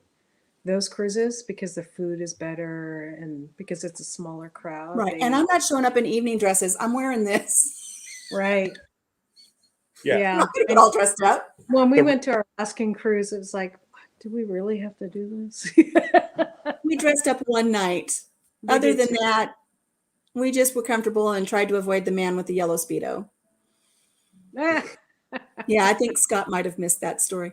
But I want to do that. Or what I'm really looking forward to is I want to do the Amtrak train out of Winona, Minnesota. And I want you change trains in Chicago, which Chicago, I will admit, scares me, but we would never leave the station. Get on another train. And I want to take that all through Appalachia and then end up in Washington, D.C. And if you do it at the right time of year, you can catch all of the beautiful leaves that are changing color. Oh, wow. Where I'm stuck is I really want to do it like in March, which I would miss all those leaves, but I want to see Washington, D.C. when all of the cherry trees bloom. Mm-hmm. That is a dream of mine, is to be there with all of those cherry blossoms, with all of those hundreds and hundreds and hundreds of cherry trees. Yeah. If I want to do that. Trees that would be beautiful. Change, you've got to do the train through the Rockies in Canada. I have. Oh, no, in Canada, not in Canada, but I have gone through the Rockies. Yeah, no, We hit an avalanche. we've so many friends that have done it. It's out of Ottawa where I am. I think it was $8,000. Wow. But That's 21 day return. Do you know how many coffee mugs I'm going to have to sell to do that? Start peddling your coffee mugs. I'm working on them. I'm working on them. Actually, I'm trying to figure out Bonfire right now as I've tried 6 times, and I don't know if it's because I'm Canadian and I'm getting frustrated. I just went to Teespring. I tried, but they're even worse. Really? Yeah, you make like Teespring is. I don't know if it's because I'm Canadian with Teespring or what, but I'm only going to make $1.50. Really, that's not. I don't want to make the money. What money I get, as you know, I gift. That's who I am. So money. This is not about money. This is about meeting new friends and helping whoever. Right. That's why I said earlier, when I do my coffee mugs, I'm not keeping it at the profit they say to do. I'm lowering it because I'd rather have people come on here and have a coffee chat and have one of my coffee mugs and just have fun. Yeah. So it's, yeah.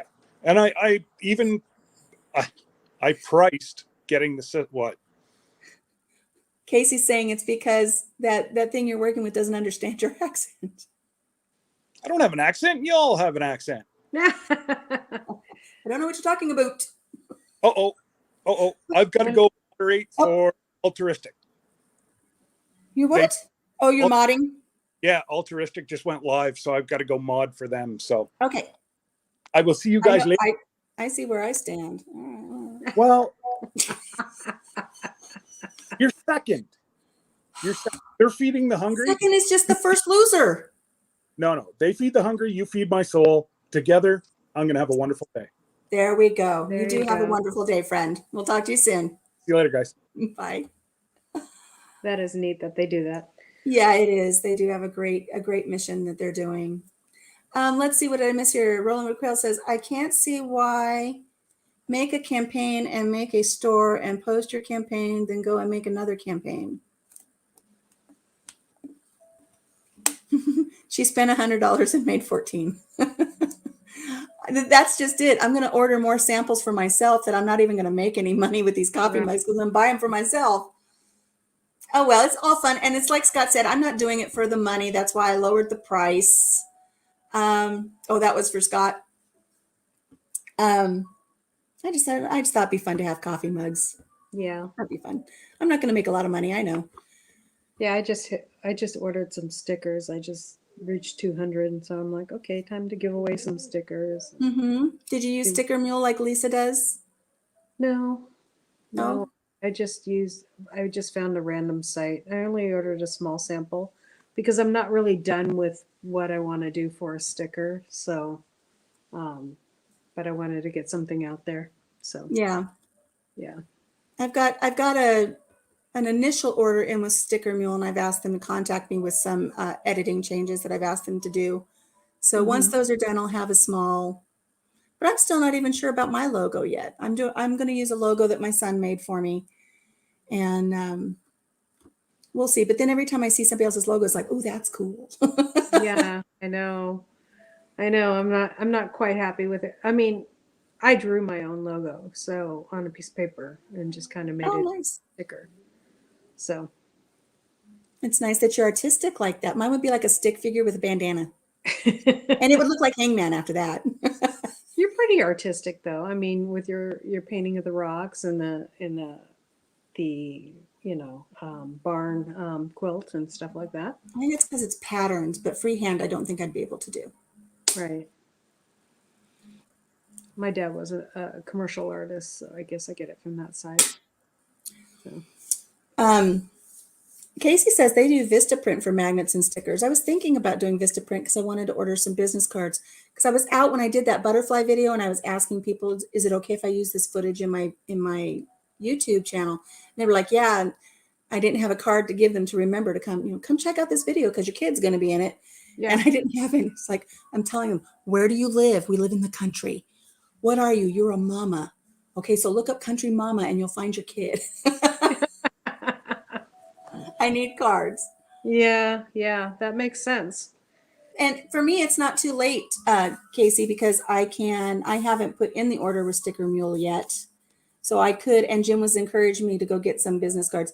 It's funny because upstairs in my craft room, I have business cards for my crochet business that I've really kind of let go. I don't crochet as much as I used to since chemo because it hurts my hands. I've got business cards up there for my soap making business, which I don't do anymore because I'm technically not allowed to make soap. So I haven't been making soap lately because of my Right. lungs. Yeah. And I do use lye. And so now he's like, yeah, do it for your channel. So it's like I'm going to order 500 more business cards and maybe only give out 100. Oh, well. Yeah. Yeah. You got to do it. If F, how do you say it? SHTF. If F, what, you know what I mean? Yeah. If that ever happens, we'll have plenty of fire starter things because I'll just like dip my business cards in some Crisco and use them to start fires. Right. There you go. They'll be good for something somewhere. So The dog. Sorry. Hold on a second. you're okay. Dog's whining. I'll get caught up on. Yeah, I just couldn't say it. I just couldn't put it together in my mind. If I can read it, it's SHTF. But in my mind, I couldn't come up with the acronym. Thank you, Casey. Casey's always a good help. She is. She's such a helper. She's a sweetie. I'm trying to look back to see what I've missed, but you know how it is. Yeah. Oh, Davis, she went to go make lunch for her kiddos. Rain in Missouri, headed east. And yes, Gail's famous when you know somebody says they're going to be gailing, Yep. as in lurking. Mm-hmm. I have people say, oh, I'm going to pull an Alicia, and you know it's never good. Hey, sure. Come on, Casey. Come on. Let me put the link again.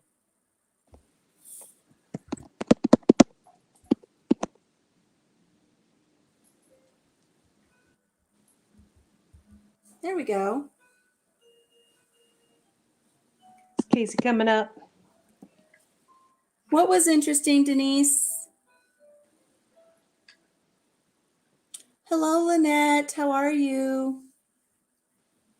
And Donna says she learned a lot from the butterfly video. That was so great. I'm still just reeling after spending the day down there at that butterfly house and marking those butterflies to be set free on their migration. So great. Yeah. Yeah. That was really cool video. I keep throwing little tidbits at my husband. He's like, okay, I've heard enough. That's what my husband says about YouTube, even though he's into it, but not like me. Yeah. Yeah. No, I know that there's so many lives to catch and so many shows to catch. And so many of them are at nighttime. And I can't commit to watching so many of them because I have to spend time with my husband when he comes home from work. Right. I have to give him that. So I feel bad because I miss a lot of lives and people who support me, but then I can't be there in the evening to support them because I have to keep my priorities straight. Right. And it's not that I'm not loyal. I can't catch them all. Yeah. Here she comes. It's a balance. Hello, Yeah, you have to balance. Casey. Oh, hello, pretty lady. Hey, I want to make sure I'm not echoing. Nope. I don't. Oh, you know what? You're not, but am I? No, I just want to make sure because I've got YouTube on the other tab and I was trying to turn it down because whenever you get on with somebody, if you don't have YouTube turned down, they'll hear the echo through StreamYard. So I just wanted to make sure. Well, I've been going now 2 hours and I didn't even think to check to see if I had an echo because I do have 2 tabs open. I would have told you.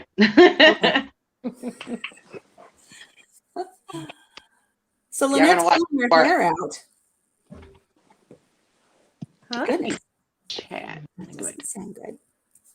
So what are you up to today, Casey? I'm working. Are you working from home? Oh, there you Yeah. go. I'm working. There you go. I have those racks. Oh yeah, I have my office is in my pantry. Yeah, it's my pantry. I need to add a couple more racks because I'm running out of room, and I keep telling Papa Jim I need more room. I want to move the washer and dryer out so I can put more racks in. I got this island right here, which is full of all my crap right now, but I got this island right here because it's on wheels and I can move it into my kitchen in there. Mm-hmm. So I have a portable island kind of thing and I can use that extra storage, and then I can clean it off and take it in the kitchen and, do all my cutting and prepping and videoing and stuff. Nice. Racks adjustable. Yeah. That's cool. Yeah, they're really Yeah. nice. They have the little black things. See if you can see them. Mm-hmm. I got to roll back. They have the little black things right here that you put on first to hold it still. So whenever you get ready to adjust them, you just push them off and then just put the black thing in a new spot. That's cool. Yeah, I've got a bunch of them behind me in that room. Yep, those are the best ones. And Lowe's and Home Depot have some that look like this, but they don't have that middle bracket. These right here have a middle bracket, and it has, I think it's like 1,500 pounds per shelf. Oh, wow. Yeah, I think it's 1,500 pounds per shelf. That's a lot of jars. I was gonna Yeah, it say. is. And the one from Lowe's and Home Depot that doesn't have that middle bracket right there only hold, I think, 600. And I put a lot. Those are the ones I 600 have. pounds. Yeah. So the 600-pound ones, they hold my canned goods and my stored goods, but not my canned goods. Because I don't want to come in one day and find all my jars on the floor. Yeah. I've got a few ones I put on there. So they're in a closet, but I want to move the washer and dryer out and put in a heavy gorilla rack in there for all my canned goods. And these shelves were $99 at Sam's. It's Oh, a good that's price. Yeah. Especially with Yep, that so metal rack in there. I got 4 of them. Yeah, you couldn't- They just wrap around the room. This is actually the dining room for the house. And Mhm. we've changed it into all my stuff. That's my pantry. Now, are you I want to make sure I use the right word. Mhm.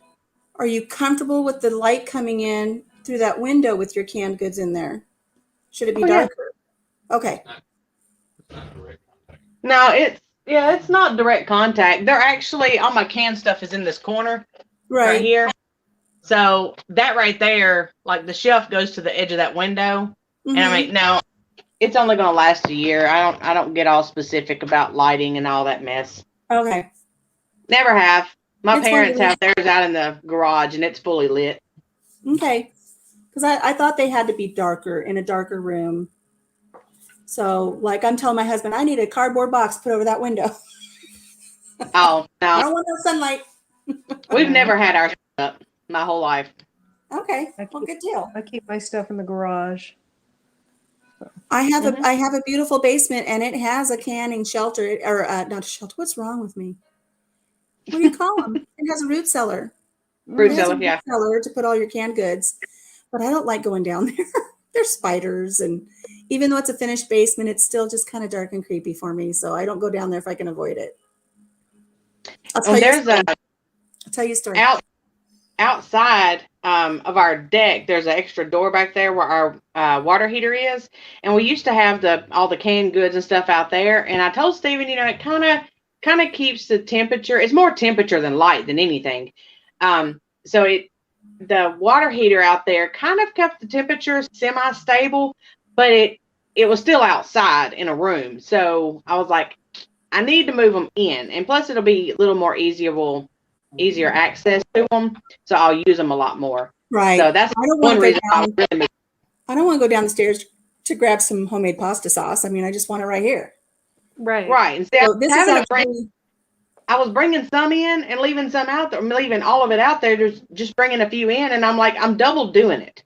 That's 2 different storage areas. Just make one big one and then just put it all in there. now what I would love to do is I would love it. Like I said, it's a finished basement as far as it has a concrete floor. But I would love to finish it all off, put some kitchen cabinets down there and a nice big island, and actually can down there. Oh yeah. Film down there and store my stuff down there. Because if I were to take my stuff down there now, I'd have to go down those steps with all those heavy jars and then go down there, like you said, double duty to go get them, to bring them back up. But there's a channel I watch, and I believe I can't think of who it is off the top of my head, but I think she's done that in her basement. I think she's made it into a little kitchen, and that's where she films in her basement. And I told but we've got so many other projects to do first. But Right. I was going to tell you that when we first moved here, down in that basement was the only place we had to bathe or shower. They just have the cheapest fiberglass little shower stall in the corner. It's awful, and I hated using it. You had a little pallet to step on before you got into the shower, and we have a high iron content, so like the walls Yeah. are orange, and Like mud room kind of thing. yeah, and it's actually the shower. It's connected to the outdoor entrance to the house, and I know the farmer who used to live here before. He would go farm, come in, and he would just go right down those stairs and shower off before he'd come into the house. And that's all we had, because if you've seen my bathroom renovation video, I mean, it was a disaster upstairs. Kids had broken in here and set fires and all kinds of stuff before we bought this place. So I went down there one day to take a shower, and it's got the open beams above the joists, all the wiring and all that other stuff. I stepped out of the shower, and we had the washer and dryer down there, and I had a towel tumbling in the dryer to be nice and warm. And I stepped out of the shower, and I put my head down, and I wrapped it in the towel, and then I did this. And that towel, the tail of that towel, went up, in between those joists and collected all of the spider webs. Oh my goodness. And then flipped around to my back and deposited them all over my backside. Oh. And I'm like ninja now. I'm like spider ninja going, oh my God, I've got all these spider webs all over, and they stick to your wet skin. Yeah. Oh my goodness. I'm sorry. Oh God, I never did that again. I went out that next week, and I got myself those little turby twists, the little things you put your hair in when you get out of the tub or get out of the shower. But I can just remember just flinging my head back and hearing it hit, and then just like feeling all of this. It was from my waist down the back of my thighs. That towel landed with all those cobwebs. Oh my gosh. And you want to talk about the heebie-jeebie dance, the ninja dance, to get that off my head and get back in the shower and get all of the spiders and the webs rinsed off of my backside. Oh my God. Oh my God. I'm so glad I don't have to shower down there anymore. But I think in the last year, I've probably only been down there once. But if it was turned into a studio and a canning kitchen, but that's a lot to ask my husband, since he just did the whole summer kitchen out there for me. Yeah. It'll come. That's cool. I'm My going husband to have to upload the video of Charlotte, my roommate, for Alicia. I can only guess who Charlotte is. I'm sure she's a tarantula. Pretty sure she is. So what I tell myself when I have these lives and I invite people in, I yammer and yammer, and I need to let you guys talk. So share a story, talk to me. I don't want to be. So what are you working on as far as food, Casey, for your next video? As far as food, Yeah. whatever's on my table, trying to get it off my dining room table. Because it's full from one end to the other, all 8 feet of it. I've got a lot of okra, and I don't really want to just cut it up and throw some cornmeal in it and freeze it. But that's about the only way we eat it. I've canned some, but I don't like it after I take it out to fry it. So we might just have to make some gumbo or something out of it. I'm just waiting on the garden to finish up right now. The corn's about done. It's drying up. It's popping corn, so it has to stay on there and dry completely with the stalk. Okay. My tomatoes, they have a few green ones left. I've got a few peppers. Yesterday, I went out and planted half of my fall stuff.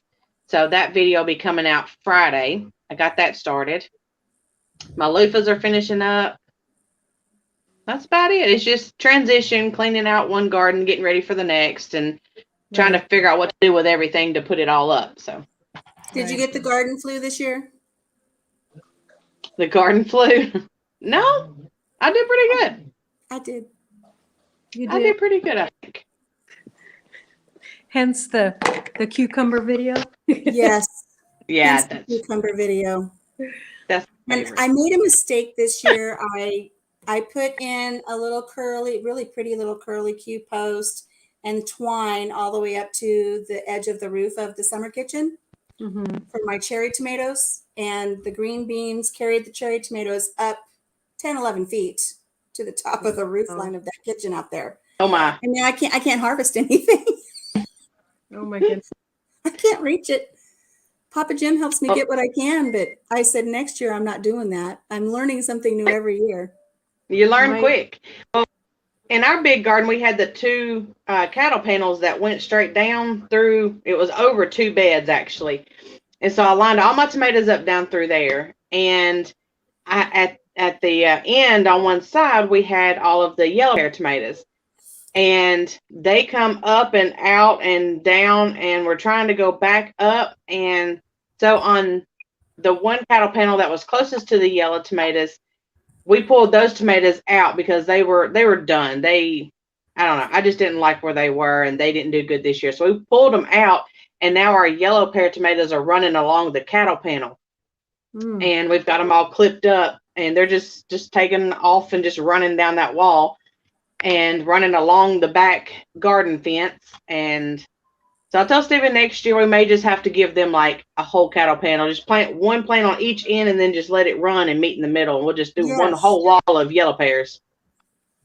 As those are our favorite little ones this year. Yeah, that's I nice. might branch out and try some different little tomatoes next year. I just did the Sugar Rush cherry tomatoes this year, and we're loving them. Yeah, I've never done that. Oh, they're very sweet. They're very good. I had some last night. I did that video where I roasted them and put them in olive oil to store in the fridge. Yeah. And I dug into those last night and put that with our dinner last night. They were so good. So I dug some out and poured more olive oil on top and popped it back in the fridge. So good. And I got the feta cheese, and I haven't made that other one yet. Stephen went specifically bought it so I could make it, and I have not done it yet. But like I said in the video, the original recipe says to sprinkle it with salt. You don't need it. That feta cheese is salty enough, but it is so good. I'll get there one day. Yeah. I've got a few more cherry tomatoes.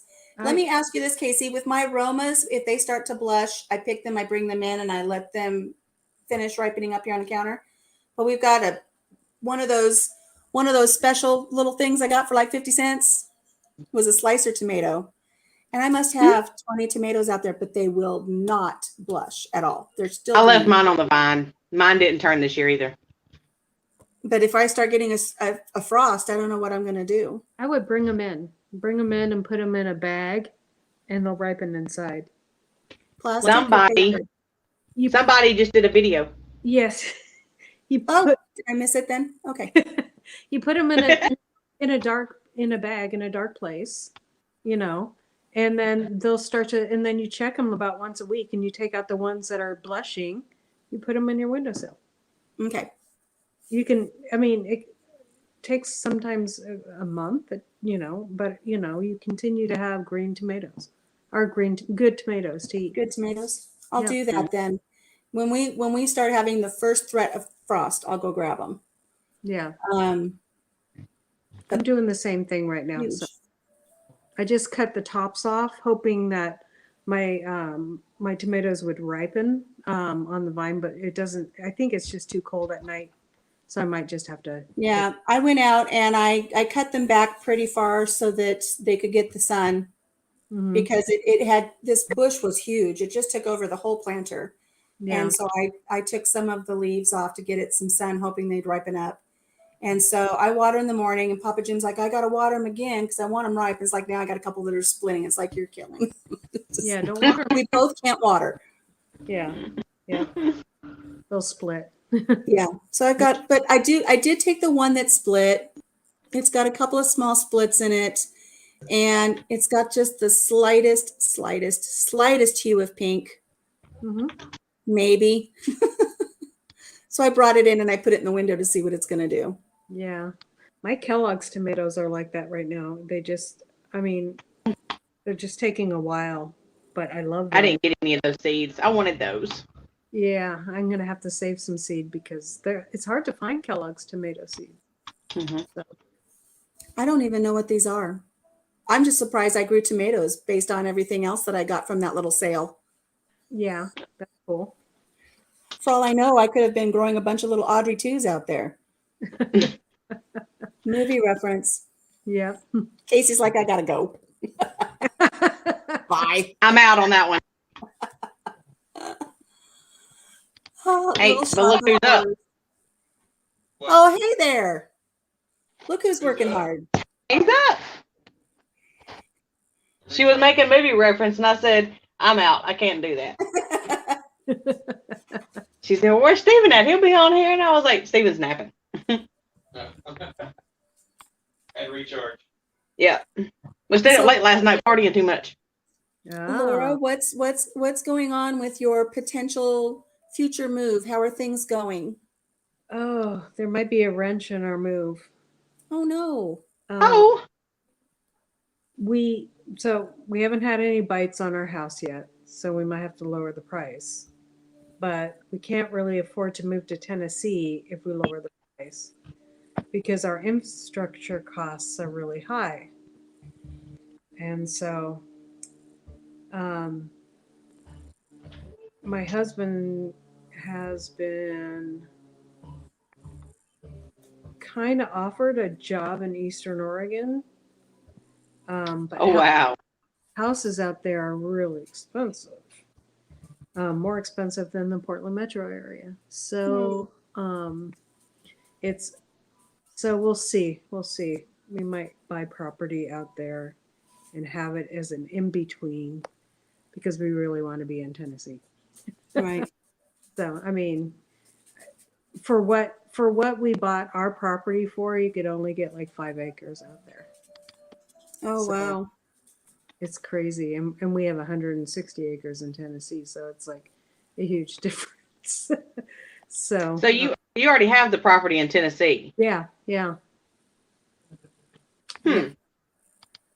Yeah, we own it, and so I mean, but there's nothing on it. There's nothing. Yeah, so- it's raw. yeah. So I mean, just the infrastructure is right now as prices are. We're looking at like 140 grand for because the property's so big, and we don't want the house right on the edge. We want to put the house a little further back. So for privacy. Sure. So I know I wish we were a little farther back from the road. We're only on 5 acres, but we're right at the road. I wish we were at the back of the property. I right, would love to have a long driveway and just be back where I'm not close to the road. right. So you don't have to hear that road noise and Yeah, we're on a farm to market road, so we get a lot of the hog trucks and Oh, okay. Yeah. I'd Yeah, rather Ellie at Roost and Rescue, they're like that too. And so is Rachel at that 1870s homestead. They're on, the farm roads and stuff, and they get a lot of big tractors and trucks and stuff down through there. Right. And I was told when we first bought this property, you're going to love that you're on the farm to market road because it gets plowed first when there's a snowstorm. I'd rather be snowed in for 8 days and not put up with the big trucks. Right. So, and they fly down this road. But once they go down to the hog confinements to the east of me and they load up, then they come back and they go slow. And I have to listen to the pigs scream the whole time as they go by. Heavier. And I can't handle it. I can't handle it. I will admit sometimes I stand on my porch and I yell at them and tell them they're murderers. My daddy used to work at a hog barn. It was 2 huge hog barns that he worked for, and he had over 700 sows on one side in one barn that he bred all the time. And then in the other hog barn is where they went to have all their piglets, and he would have half of it in labor and delivery, and then the other half would be the weaned piglets. And I remember the big trucks coming and them running them down the chutes and all that stuff. My job was the pooper scooper. So I had to go down and scoop all the poop. And when Daddy would castrate the little pigs, he would fling what on me, and they would stick to me, and they would be all hot and steamy in the wintertime. And memories. I've Let me done tell you. that several times. My husband knew when we first got together, he knew not to mess with me because I knew how to work a J blade. Ooh. And Oh, I used to do the deed for goats and sheep with these beauties right here. It's Wow. the most sanitary way to do it. Just a little snip and you expose and you bite and pull and it shreds. It pulls the veins instead of cutting them and there's less bleeding. So Yeah, I'm not that. You need to watch his P's and Q's with me. Mama knows what she's doing on a farm. I used to have farmers where I used to live. They would bring their lambs to me and I would buy the lambs for $1 a piece. That way they were my property. And if something happened to them, I'm not liable to the farmer. So he would sell me, if he brought me 15 lambs, I would buy those 15 lambs for $15, castrate them. And after all was good, I'd sell them back to the farmer and he'd take them back home. But that way there was no liability on this little 14-year-old girl in case something went wrong. Yeah. So I don't know if it was worth the $15 for them to sit back and laugh as I did it all with my teeth or what the deal. But I used to get quite a few farmers would just bring me all of their little lambs and their kids, and I would take care of that for them. Wow. So these are lethal. Casey's like, nope. I don't think that. No, there's better ways to do it. But if you band them, then you have the risk of flies and all the other things. And Yeah. if you pull them, they're slippery. And if they get away from you, then you've introduced bacteria back up into their system. Mm-hmm. So you just bite them. They don't go nowhere. Casey's good. Nope. So, but yeah, Papa Jim, he knew what I could do with a J blade, so he behaves himself. What were we talking about before? Oh, I was going to tell Casey that my son runs 3 sites, and each site has 2 to 3 barns. He does wean to finish, and at any given time, he's got 6,000 head. So that's what he does all day, every day. 6,000 head of wean to finish piggies. Oh, okay. Yeah. And that's a job I wouldn't want. Yeah. He works that with Donna's daughter. They're together. And so they both work at the hog sites and they take care of all the pigs and stuff. She's a hardworking girl, that girl. She's got a job I would not want. Yeah. So, but they make a great team. So Q says that she prefers green tomatoes and she'd be eating them right now. I'm fixing to say the hell with all mine and go pick them. Make some chow chow. I know. I am tired of it. I don't know what I'll do with them, but I'm tired of the wait and them taking forever. And yeah, I've got to pull them out and get my fall stuff in because I was already like a month behind on my summer stuff because of my spring stuff that took too long. And so I've been behind all year. So now I'm like, I am on it now. You got to hurry up and get done or you're just going to be SOL and you're coming out and I got new stuff going in. Right. No, I feel the same way. I'm ready. If I wasn't showing our house all the time, I'd pull it out a long time ago because, what am I going to do with it? No, it's so I'm going to plant them some lettuce and stuff for whoever buys it. You already have some lettuce and radishes and stuff growing. Lettuces and radishes and not radishes. We don't really eat radishes, so we don't grow them. But we've got lettuces and all kinds of stuff growing. Swiss chard and kale and I want to do rainbow chard. So pretty. I've got some. It's beautiful. I've got some I'm putting in. I've never grown it before. I think I've got such a breach in security right now with my garden that if I planted it, the turkeys and the chickens would just get it. We'll be remodeling everything next year for our garden. Yeah. So that they're not in there. I know my chickens devastated my garden at the beginning of the year. And so my onions didn't get really big, but I was amazed that my garden came back because it was like wiped out. I was gone like on an all day trip and came home to the chickens in my garden just having a heyday. And I was just like, wow, you guys could eat that much in one day. Holy cow. I was so mad.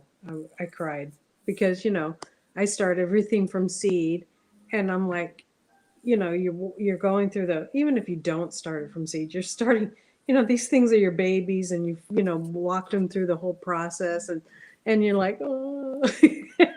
Hello, full time dream. Welcome. So yeah. Yeah, I went out the other day and all the leaves have been stripped off of all my plants. So I started pulling them. And like I said earlier, now the girls are going in there and they're using my raised beds as dust baths. Oh, nice. And so I'll walk in there. It's like, oh my God, all my chickens are dead. They're all just laying, just laying in the potting soil. They're Mhm. soaking in the sun and flapping around. It's like, okay, girls, do your thing. Do your thing. Yeah. Digging for all your worms. Yeah, I want them to leave the worms. They go in and they go all around the bases of all of my raised beds, and they've been scratching through all of the mulch and getting all of those bugs. They can do that. But oh no, leave my earthworms up in my garden beds. Don't take those. Yeah. No, I have a fence that's high enough, but the turkey tried to jump over and almost got in, and I was like, no, that's not happening. I did this whole system with fishing line, and it zigzags and it's up above the fence line, and so they can't fly over. But my one turkey, she flew over and she kind of caused it to sag on one side. Now they're all coming over. Yeah, those female turkeys seem to be able to fly easier and get up in there. That's my female. Now I have them locked up because my males, my 2 male turkeys are really aggressive. Yeah, with your chicken. Yeah. So now I'm just I'm fattening them up and getting them ready for processing. So we have our wild turkey. Phoebe has come back. Oh wow. So she's on the outside of the fence, and she just walks the outside of the fence all day. And Joey, our Tom, sometimes he pays attention to her and sometimes he doesn't, but he likes to strut around. But we have this tiny little chicken. I don't know if she's a Polish little something, but she's not as big as my other hens, but she's not as small as a bantam. And the lady I got her from, she doesn't know what she is. She finds an egg and she incubates it, and she's got all kinds of stuff on her farm. And first she thought it was an Americana, but it's not. It's smaller. But that little thing is taking on that turkey through the chain link fence. And they go at it. And so she's got more guts than anybody in the chicken yard, but I'm afraid if she gets her head out just at the right time, that turkey's going to grab her head. Right. And do her in. We named her Dolly, not the turkey, the little chicken. We named her Dolly because she's so breasty. Yeah. None of my other hens have this breastiness going on. So we've got Dolly, and then we did get a little bantam rooster, and we named him Porter Wagner. Oh, that's and they just run around together. They're fun. Yeah. So, but we've got all of our turkeys are out now. Our Tom did kill a hen when we first moved them all into the new yard, and he's never had any signs of aggression. He wasn't strutting, so it's not like he was trying to impress her and mate or anything stupid. He just walked up to her and throttled her and broke her neck. And I put him in one of our other side pens, and he stayed there for a full day. But then I felt so guilty because we won't be processing him, and I can't have him living the rest of his life in a 5-foot by 10-foot pen. Yeah. So I let him out, and he's behaving himself. Yeah, I love turkey. They're awesome. My last turkey, I had to process him, but because he hurt his leg, and he was a market bird, so he wasn't going to last long. But I mean, that turkey would follow me around like a little dog. I mean, he was so cute. So, but these turkeys, I don't know. They're just. I want to try some heritage breeds and see what I can get. So, some Royal Palm, something like that. I've got 2 gray slate. The rest, I've got some bourbons out there, and just watching them grow and having a good time with them. My turkey sexing video, we were wrong on some of them. Oops. So yeah, some that we thought were girls or boys, but I still don't have a total count on what's what because they're just not old enough yet for me to say, I know what you are, but I know they're already on trend with the world. Yeah. Yeah. I've got one that identifies as something. I don't know what they're identifying as. Yeah. I got one that's identifying as a cat right now. Oh, that's fun. That's funny. I mean, if Papa Jim's truck can identify as a tree, anything's possible. Yeah, that's true. That was a good video. Those were fun. I just put my my Go Ridge Life video up last night. Oh, did you? Yeah. Yeah, I might have to Oh. do one of those. I don't know. I don't get out of the house much because, well, I'm too Either. busy. Except to go dancing. Yeah. Yeah, well, with my foster kid, I don't have a babysitter at all. Mhm. And just because of his special needs, it's really hard to find one. You have to basically Yeah. find. And so, and nurses aren't cheap. Mhm. So, yeah, I mean, it's crazy. So we don't get out hardly at all. So, You don't have any services through the county that offers respite care so you can get Nope. out and do things? nope, you have to provide it yourself. Wow. Yeah. So, my Yeah, sister, full-time dream. I had that turkey just throttle that chicken and break her neck. I cried. I cried because I lost a good hen, and I cried because my turkey that I love so much did it. I don't yeah, know what I was upset about more. But I Yeah. let him back out, and he's been behaving himself. So um, since my turkey went after my chicken, now the other chickens are going after that chicken. So I had to separate her and put her in her own little spot.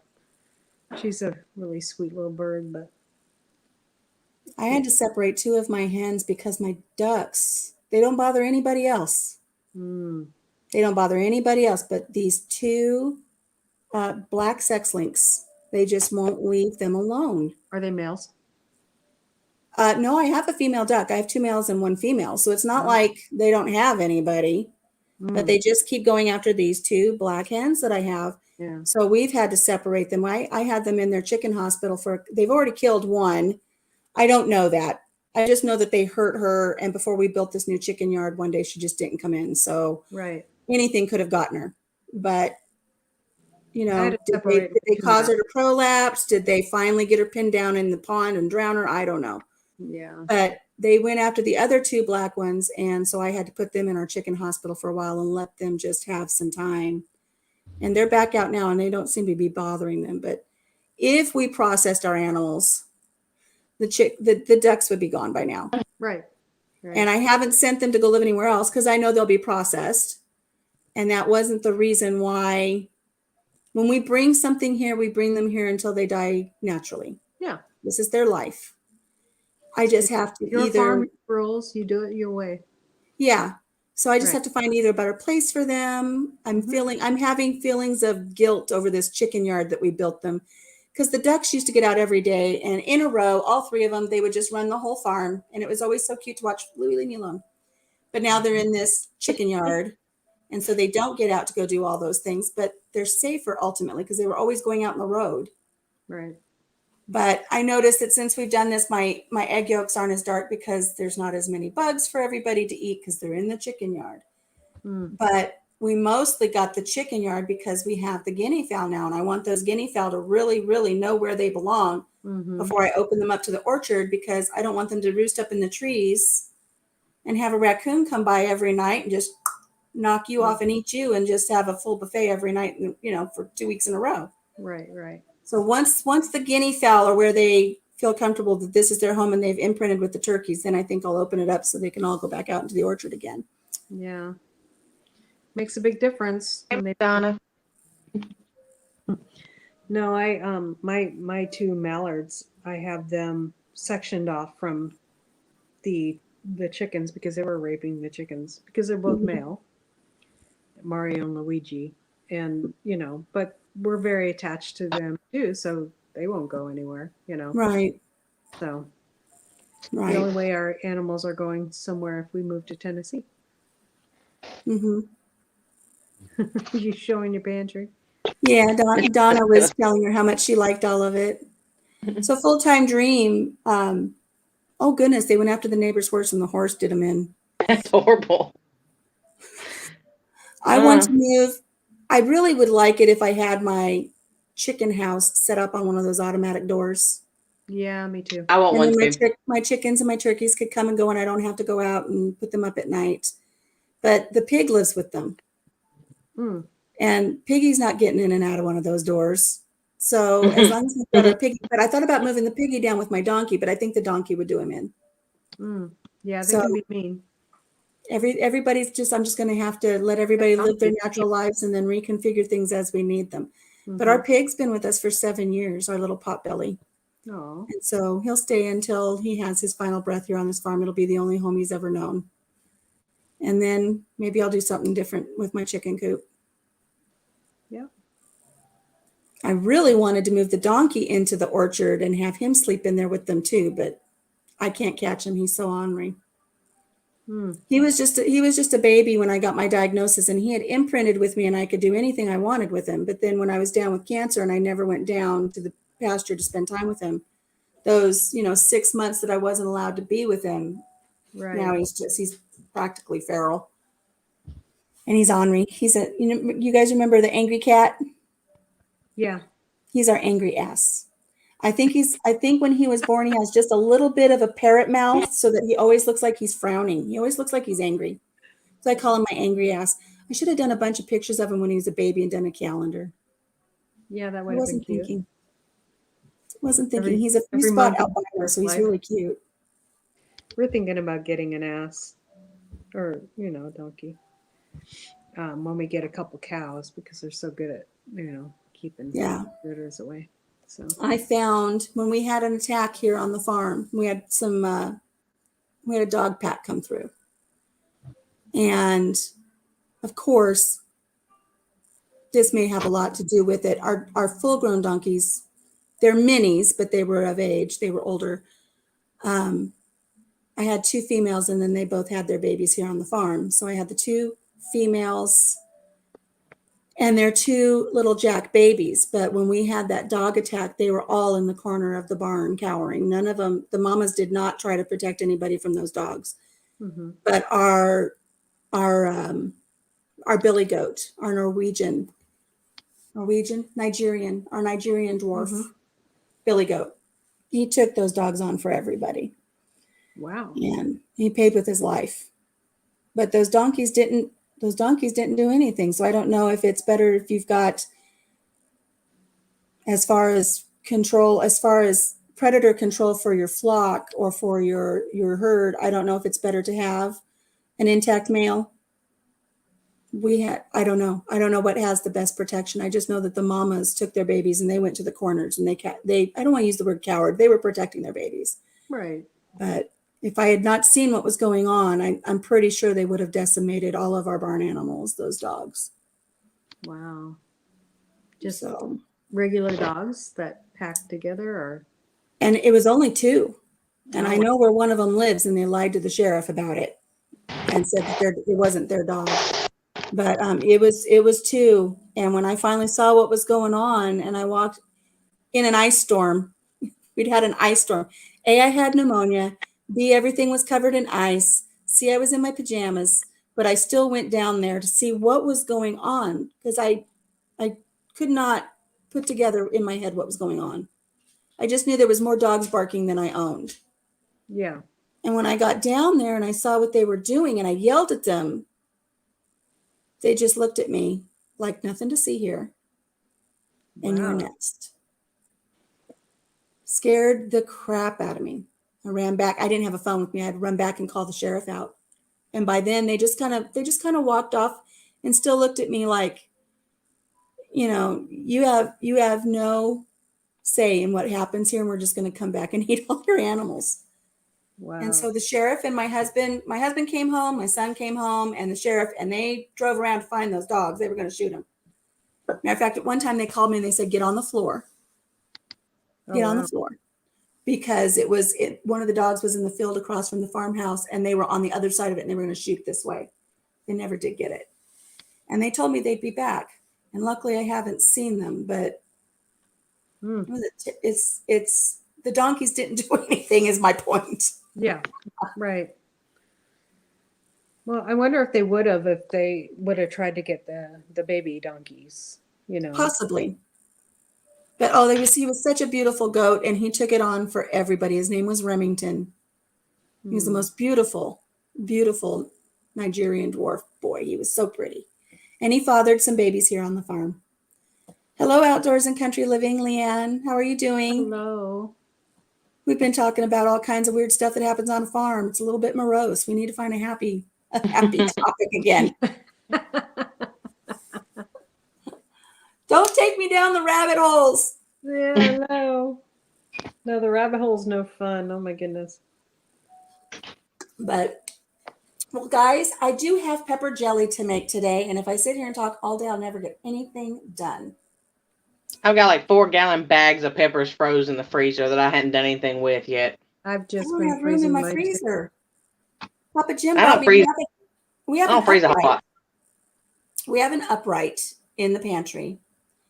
And then I told him, I said, I've planted more tomatoes than I had last year. So I'm going to have a place to put all those tomatoes. Right. So he bought me just a little chest freezer, and it's out in the summer kitchen. And I did so much berry picking, and then those 2 lugs of peaches that I processed and everything else. And then I've probably got 50 pounds of tomatoes in there right now. And that's why I haven't really been paying attention to all the little tomatoes. I haven't greened up too much yet because, oh, I thought I saw a butterfly and it's not butterfly. I just have no place to put. Am I lagging on your guys' end? No. Because I am on mine, and it's like, oh,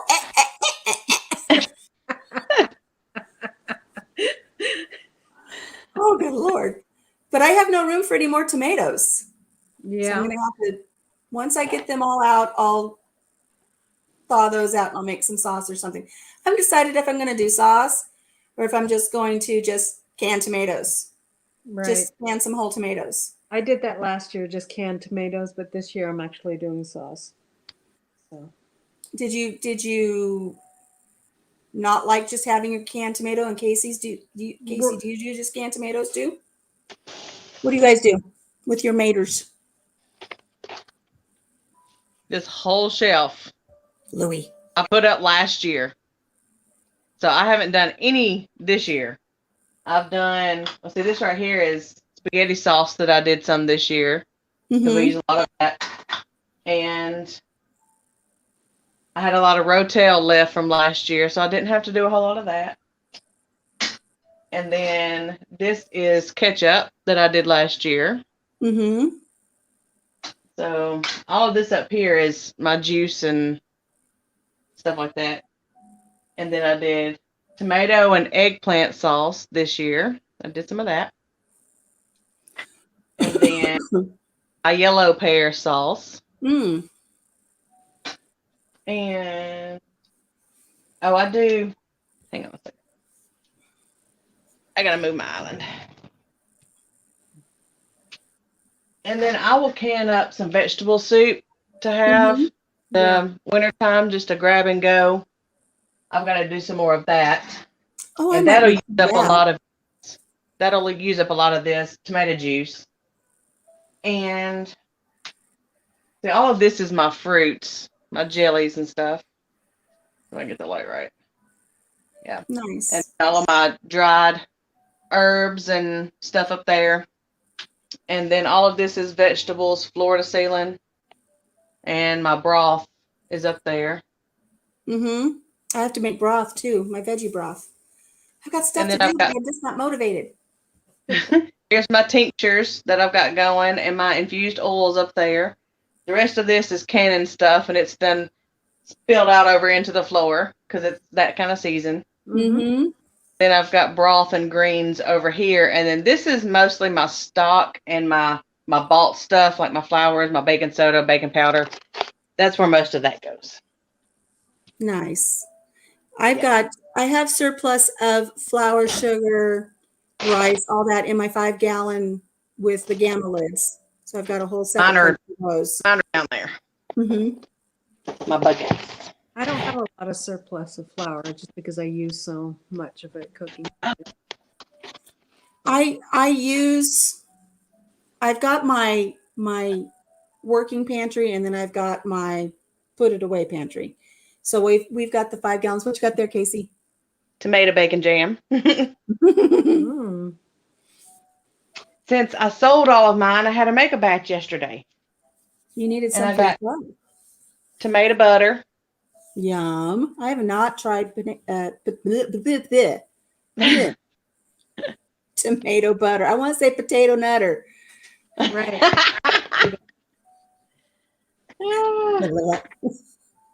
I got a clock for lunch. No, I've got onion jam, jalapeno candy, tons of jalapeno candy because I give so much of it away for Christmas because all my brothers love it. Mm-hmm. The brothers, I don't know what to get, so it's like cute. And they're like, yeah, bring it on. And I've got tons of pear butter, and I did raspberry jam and marionberry jam and all kinds of jam. I haven't even started on my jams yet. Casey's kitchen behind the scenes. I did some Yay! peach salsa and all kinds of stuff. I did salsa with my cherry tomatoes, which was really, I wish I would have recorded it, but it was just on one of those days. Right. But I did cherry tomato salsa and it turned out really good. We've got 1 jar left and I made my tomatillo salsa verde. But I'm just freezing my tomatoes right now and trying to decide what I'm going to do with them. I like the idea of a veggie soup. I haven't done that yet, but I've got the green beans and I've got some corn that I put in the freezer. So those would be good to add to that. And then I've got all of my scraps from all my veggies in the fridge. So I make a veggie broth in my Instant Pot and then I'll pressure can those. Hi. Look at the corn behind Steven. Can see me waving. Yeah, look at Hey, that. that corn? That's popping corn. Let's see, where's it at? I can't see out here. Yeah, right there. Back there. And okra's right there beside it. Nice. The rest of it's tomatoes. Leanne grinds their own flour and corn meal as they need it using their food mills. They have wheat berries and corn in bulk buckets. We want to get some of our buckets filled up with some berries, some wheat berries. We've got the Amish stores that we like to frequent, and so they've got the wheat berries, and we want to get some of the berries. We just don't have a mill yet, so I want to get a nice mill. And we're just kind of building as we go. Yeah. And the mill is one thing we don't have yet, but I'd love to have that. Right. But I do have all my. Yeah. I have my flour put away in bundles that are measured out for my artisan bread, so I can just grab it, make my bread, and it's ready to go. And I like those. Yeah, I like a quick. Someday I'll grind my own wheat. Yeah, that'll be fun. Those are nice deep garden beds. Those are nice. That's the ones that we built this year. Has all my flowers and my herbs and stuff in. Ouch. You know what I was growing this year? Echinacea bloom. Huh? I was growing garlic chives this year. And the chicken got in there and she I have onion chives. It was like somebody just went with a pair of clippers and just cut all of my onion chives or my garlic chives just to the perfect height. They don't just get in there and decimate that part. They just cut them and ate everything, and then they grow up and then they get in there again. I never did get to use any of my chives. Oh, that's pretty. My lemongrass. I'm fixing to do a video on it where I repot it and take it inside and see if I can overwinter it. Mm-hmm. Spoiler alert. And then here's my, let me see if y'all can see this. That's a toothache plant. That's the Buckeye. And then I've got the yellow one in that bed over there.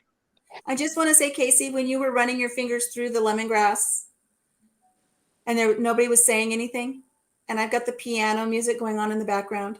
It was very soothing. I was like, oh, I like that.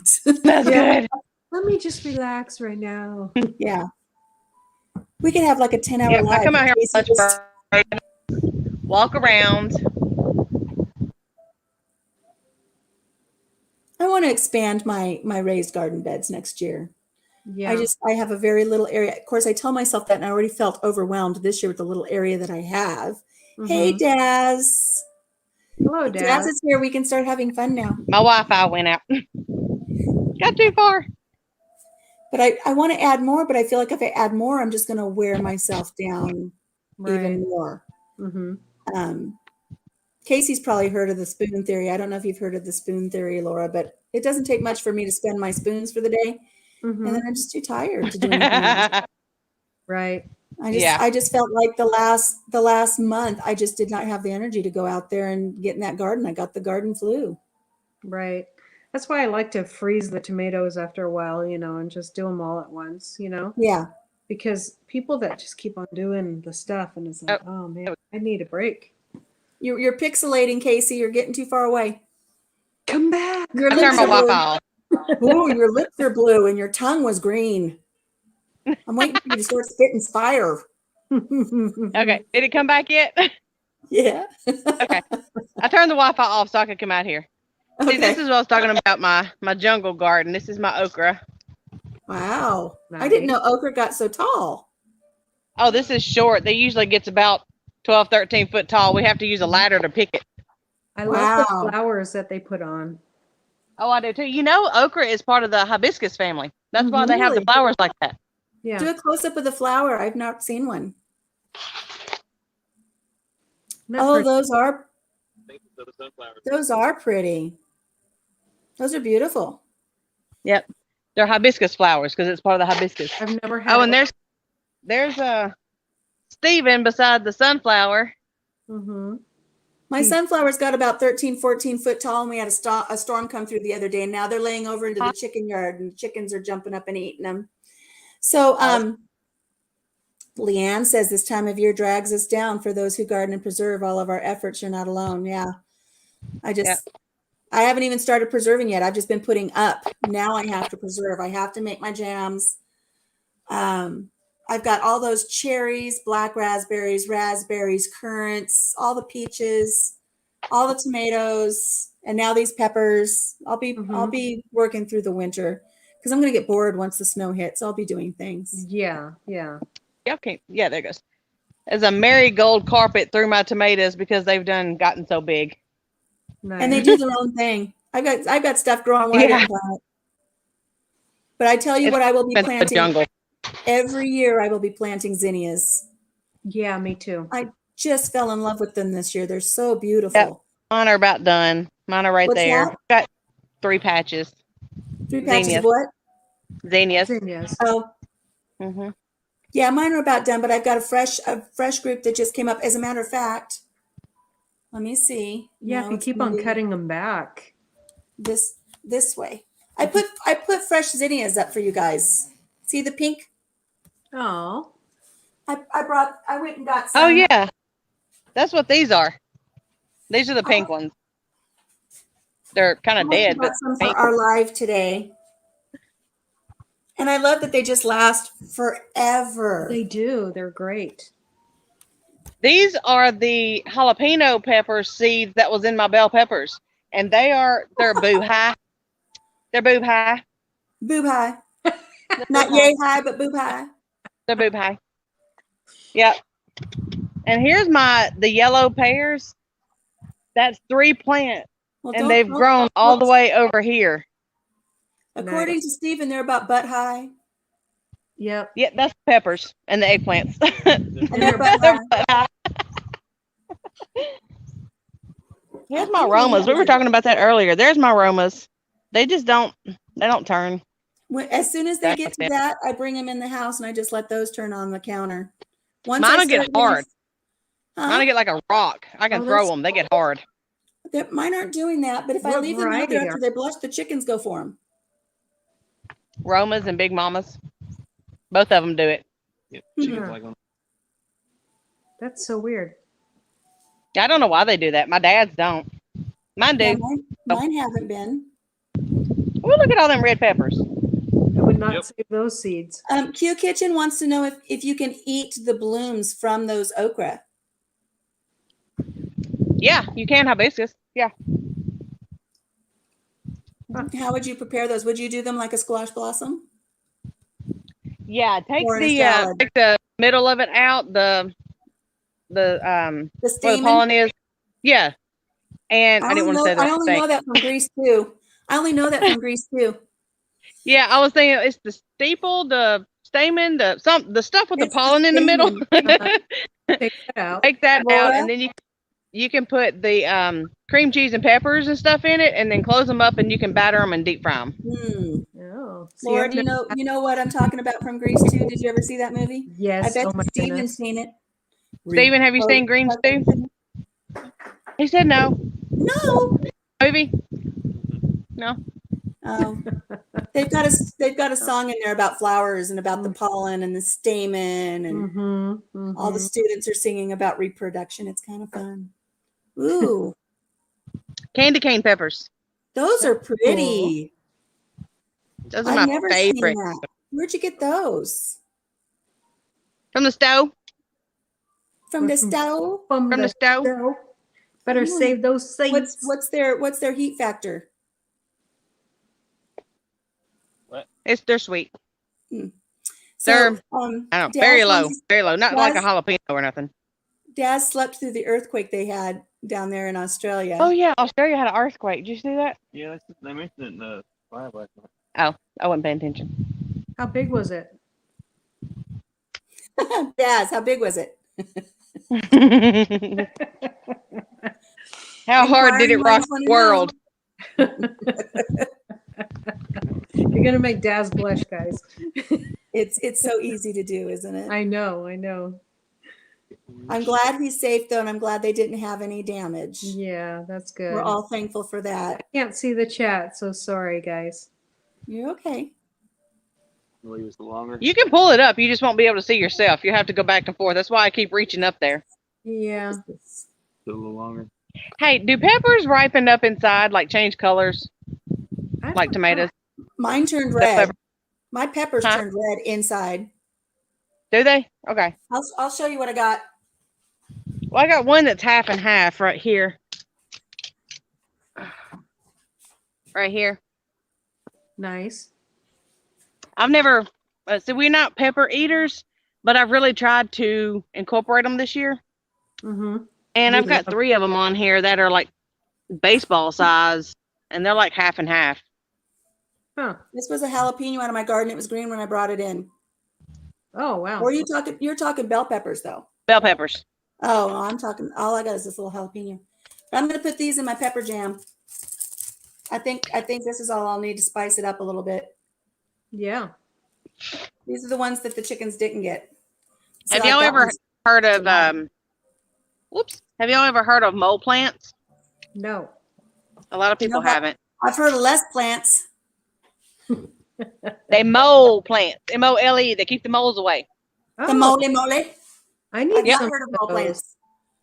My backyard is full of those. I'm going out to my dad's tomorrow, and I know he's got some because they produce once a year, but on the second year, they produce the seeds for the next 2-year plant. Mm-hmm. These Hi, are the seeds Tom, from on the last plant. year. Hi, So Iz. these will produce the seeds for next year. But I had a plant down there I've already knocked the seeds off of. But if I can get some, I'll send you guys some. Oh, that'd be fun. If he's got some on his plants, I'll give you some. That's awesome. So Tom is here now. Daz is here now. Leanne says it's personal preference with bell peppers. I didn't get over there yet because you No, I was going to show them. that one with the top. They've already. I keep looking at my flowers because I'm just in love with them. I want to Oh, grow no. dahlias. I want to grow dahlias. I was going to next show them year. the babies coming Me up, too. but I can't find any at the Love moment. dahlias. I love But they- these. Those plants, they self-seed for next year. Oh yeah, they sell seed. Everywhere. You won't need but one seed, and you'll have thousands next year. Really? Oh my gosh, yes. I usually have them like all the way down through here. Oh, nice. Yep, no more. I'd rather have that come up than all the burdock that comes up out here. Really? Oh, we got burdock and they got stickers all over them. They're very invasive. The tall like milk thistle looking things. It's everywhere out here. Wow. Have you ever studied up on burdock? No, you're saying I need to. The main thing that they use it for is the cure for cancer. Really? Oh. That's why it's growing in your garden. God put it there for you. Did you know that? No. God grows stuff that you need. In old Indian times, the Indians could walk by villages and know every problem that the Indians had because of what was growing in their yard. That's why God gave it to you. So study up on that. I will study up on that. I will. Yep. I will do that. I still don't like the stickers. Well, Sometimes you gotta take a little pain to get the gain. You know what I mean? Yes. Do it. No, I'm trying to figure what you mean by figure. Oh, No, it gets What? better ones. uppers in my hair. It's getting windy. It is. The rain's starting to push in. No, it's not. No? Yes, it is. Look at that. It ain't supposed to rain. Rain's gone. Oh, well, it's cloudy. That's a cold Those are front. gray clouds. Cold Cold air. front. Cold front. It's Cold front. beautiful here, just a few clouds. Yeah, here too. And I got a couple of chickens on the loose. I got 2 chickens. I got 2 well summers that did not get their wings clipped. And every day they go over the fence, run, and then come back. The other reason we put the fence up is because we had 30 new hens this year, and not a one of them were using the nesting boxes. Oh my And the well goodness. summers, Oh, that was- were going up in the trees, and you'd hear them with their little egg laying song, and then you'd hear splat. They were going 10, 20 feet up in the air and laying their eggs in the trees, and all of the eggs were falling. So I tried putting them in there so that they would start laying in the nesting boxes, and it's starting to work. But these 2 little chickens are having a blast because we're having some grasshoppers come through right now. And they're out there running and chasing the grasshoppers. Oh, nice. I still wish I would have had my camera the other day when I caught a grasshopper hovering like a hummingbird and going back and forth. And it was a grasshopper. You had it It too. was not a hummingbird moth. Wow. And I did not know that grasshoppers could do that. You missed. How many?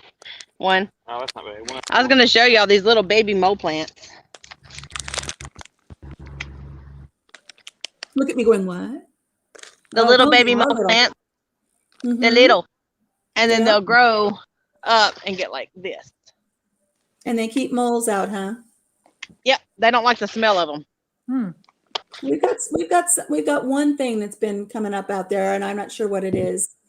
The dogs are going crazy over all the little mounds of dirt that the toads are putting up. Rolling with Raquel says, "What the F do I need all my poison ivy for?" Why did God give her that? What she wants to know. I don't know. Keep you interested. Keep you out of that area, I guess. That it's a barrier to keep you out of wherever that's at. There you go.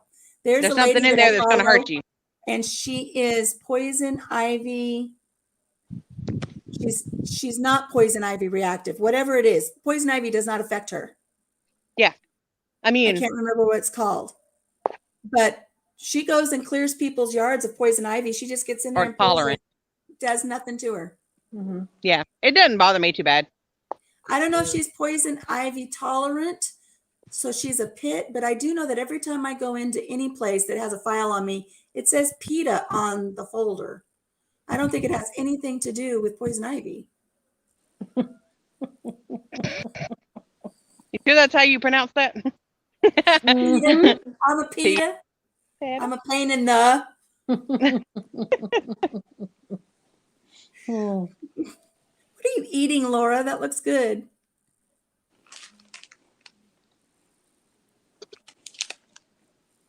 Oh, I like those. Y'all, I've had nothing to eat today. I've had a quarter cup of coffee, half of my Nice. smoothie. I've had nothing to eat. What I missed it, Casey. Put it back up. Peppers. Oh, pretty. Look at all the colors. Yes. It's so colorful this year. I'm so excited. And you said you're going to be doing pepper jam or pepper jelly today too?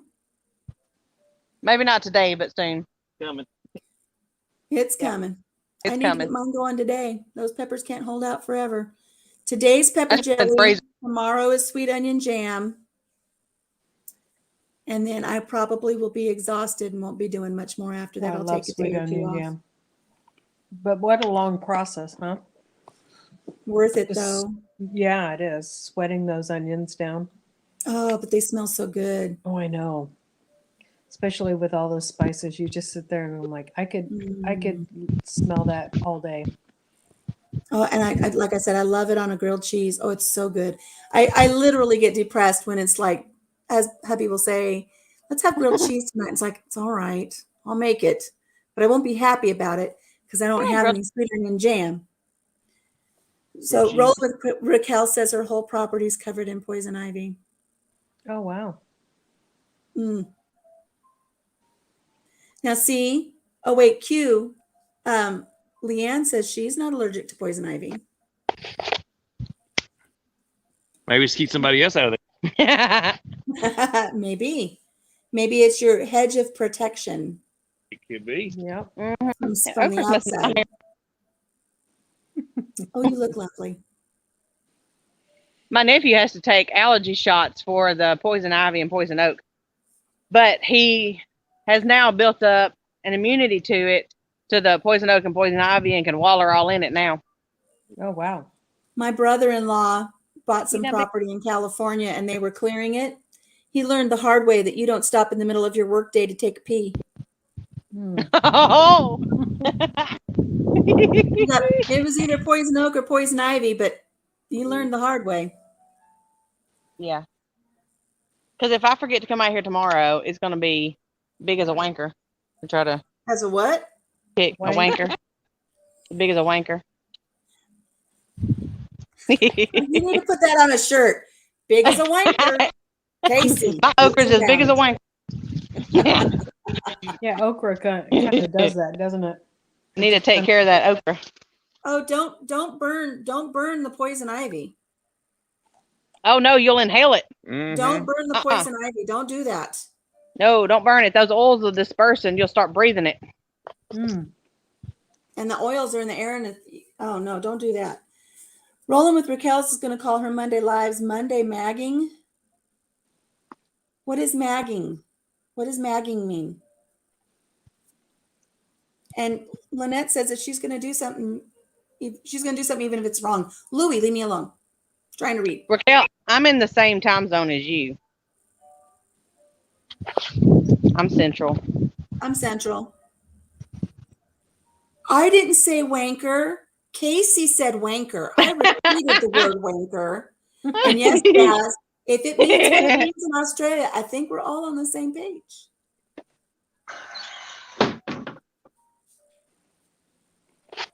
Brining is dangerous because the pups evaporate and it can be inhaled. Yeah.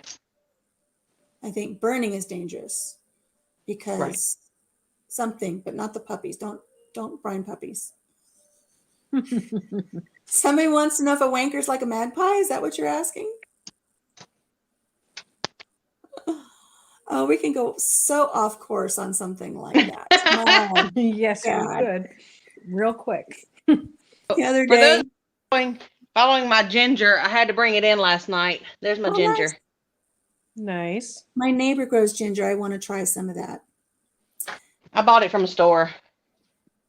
So Yeah. Roland Raquel says that the word that I just said earlier that she said is like a magpie. Magging. And it's Australian Yeah. magging. Mag. It's Australian for slang for chatting. Okay. Yeah. Magging like a magpie.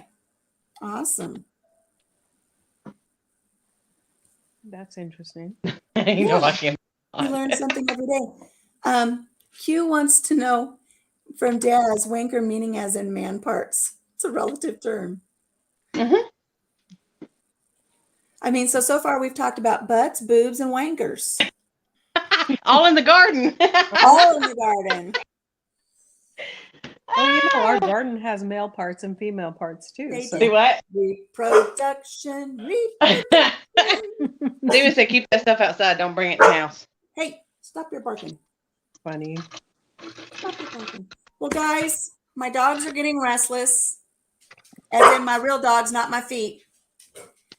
My bum's asleep, as in my actual bum, not the guy living out on the deck. So I think we'll wrap things up. Stop it! I'll be right there. She's so impatient. Yeah, you guys are my little ears. So I'm gonna close up, guys, so that people don't have bleeding eardrums by the time we're done. And I will see everybody next week. I'm going to be putting up a video at some point when I get caught up with editing for my sweet pepper jam. I'm going to call it Pepper Fetty. Pepper Fetty? Like That confetti, will is look- that what I said earlier? Pepper Fetty. Somebody, I was watching somebody the other day and they called it their festival jelly. So I can't call it festival, but I can call it Pepper Fetty.